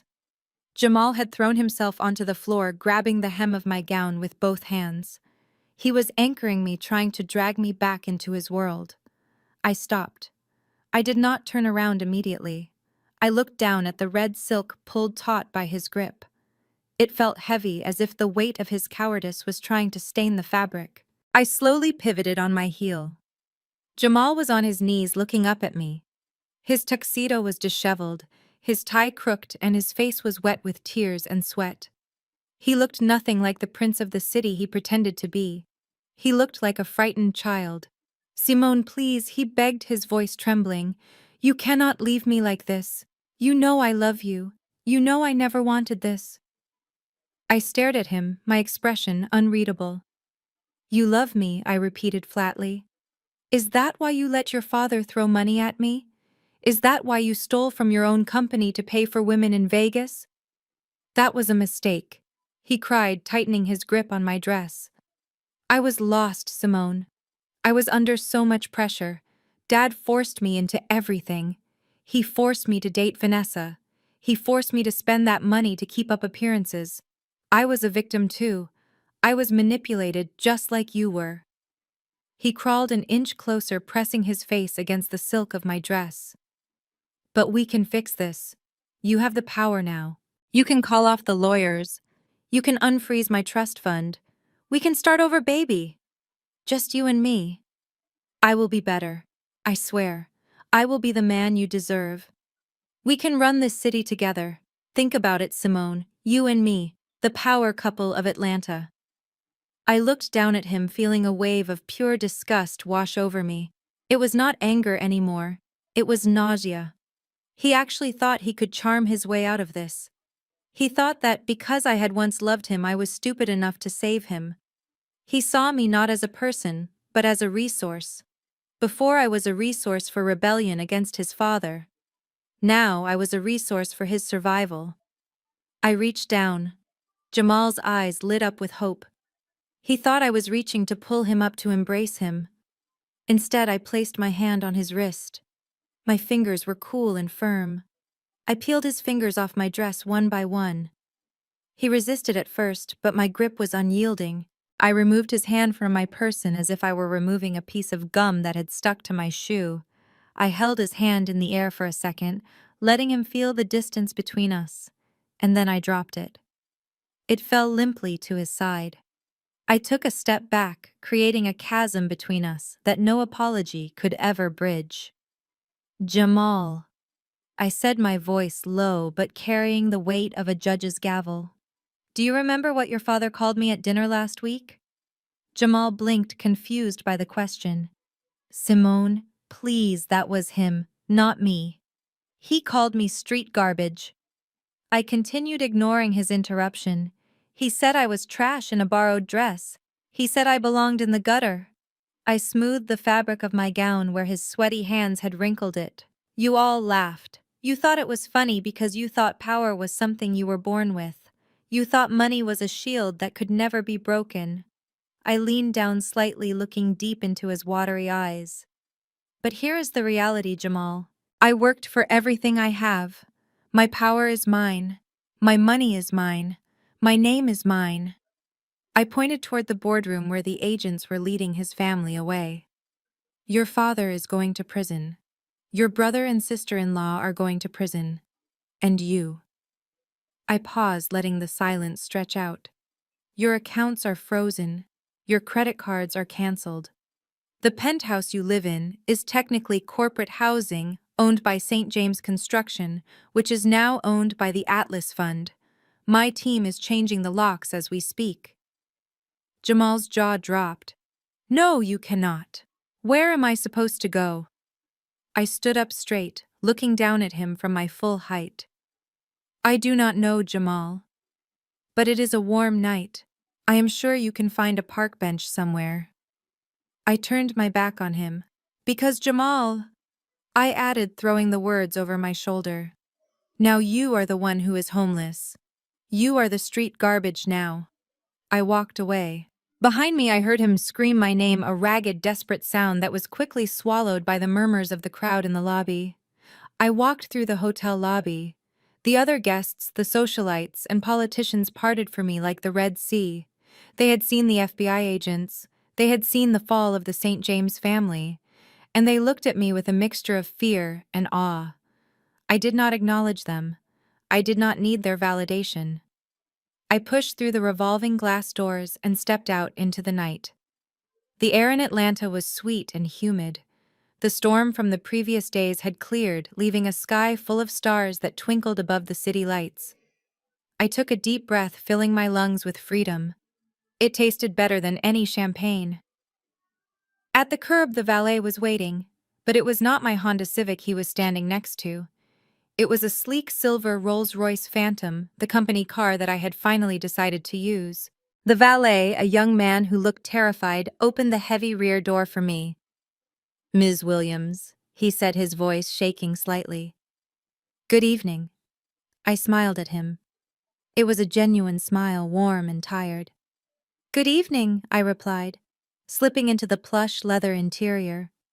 I leaned back against the seat, closing my eyes for a moment. The adrenaline was fading, leaving behind a bone-deep exhaustion, but also a profound sense of peace. The nightmare was over. The debt was paid. The driver, a stoic man named Marcus, looked at me in the rearview mirror. Where to, Ms. Williams? He asked. Home. Or perhaps back to the office. I opened my eyes and looked out the window at the city moving past. I thought about the expensive French dinner I had missed at the gala. I thought about the champagne I had left untouched. I realized I did not want any of it. I did not want luxury. I wanted something real. I thought about the little spot on Ponce de Leon Avenue, the place with the neon sign, and the line out the door where the grease smelled like heaven, and the sweet tea was basically syrup. No, Marcus, I said, a mischievous grin spreading across my face. Take me to Mary Mac's tea room. Marcus blinked, surprised. The soul food place, ma'am. Yes, I said, kicking off my red heels and curling my toes into the carpet. I want the best fried chicken in the city, and a side of mac and cheese. I am starving. Marcus smiled, his eyes crinkling in the mirror. Fried chicken it is, ma'am. As the car pulled away, merging into the traffic of the city that I had just conquered, I laughed softly to myself. Winston St. James had lost his empire trying to be something he was not. I had won mine by remembering exactly who I was. And as I watched the lights of Atlanta blur by, I knew that this was not just a happy ending, it was a new beginning, and it was going to be delicious. The collapse of the Saint James Empire serves as a powerful reminder that true legacy is built on integrity, not arrogance. Winston and his family believed their status made them untouchable, mistaking my silence for weakness and my background for a liability. They learned too late that the people we underestimate often hold the keys to our future. My journey proves that your worth is never defined by someone else's inability to see it. When you strip away the titles and the borrowed dresses, character is the only currency that truly matters. If you have ever had to reclaim your power from those who tried to diminish you, please hit the like button and subscribe for more stories of justice and resilience. Have you ever silenced a doubter with your own success? I would love to read your story in the comments below.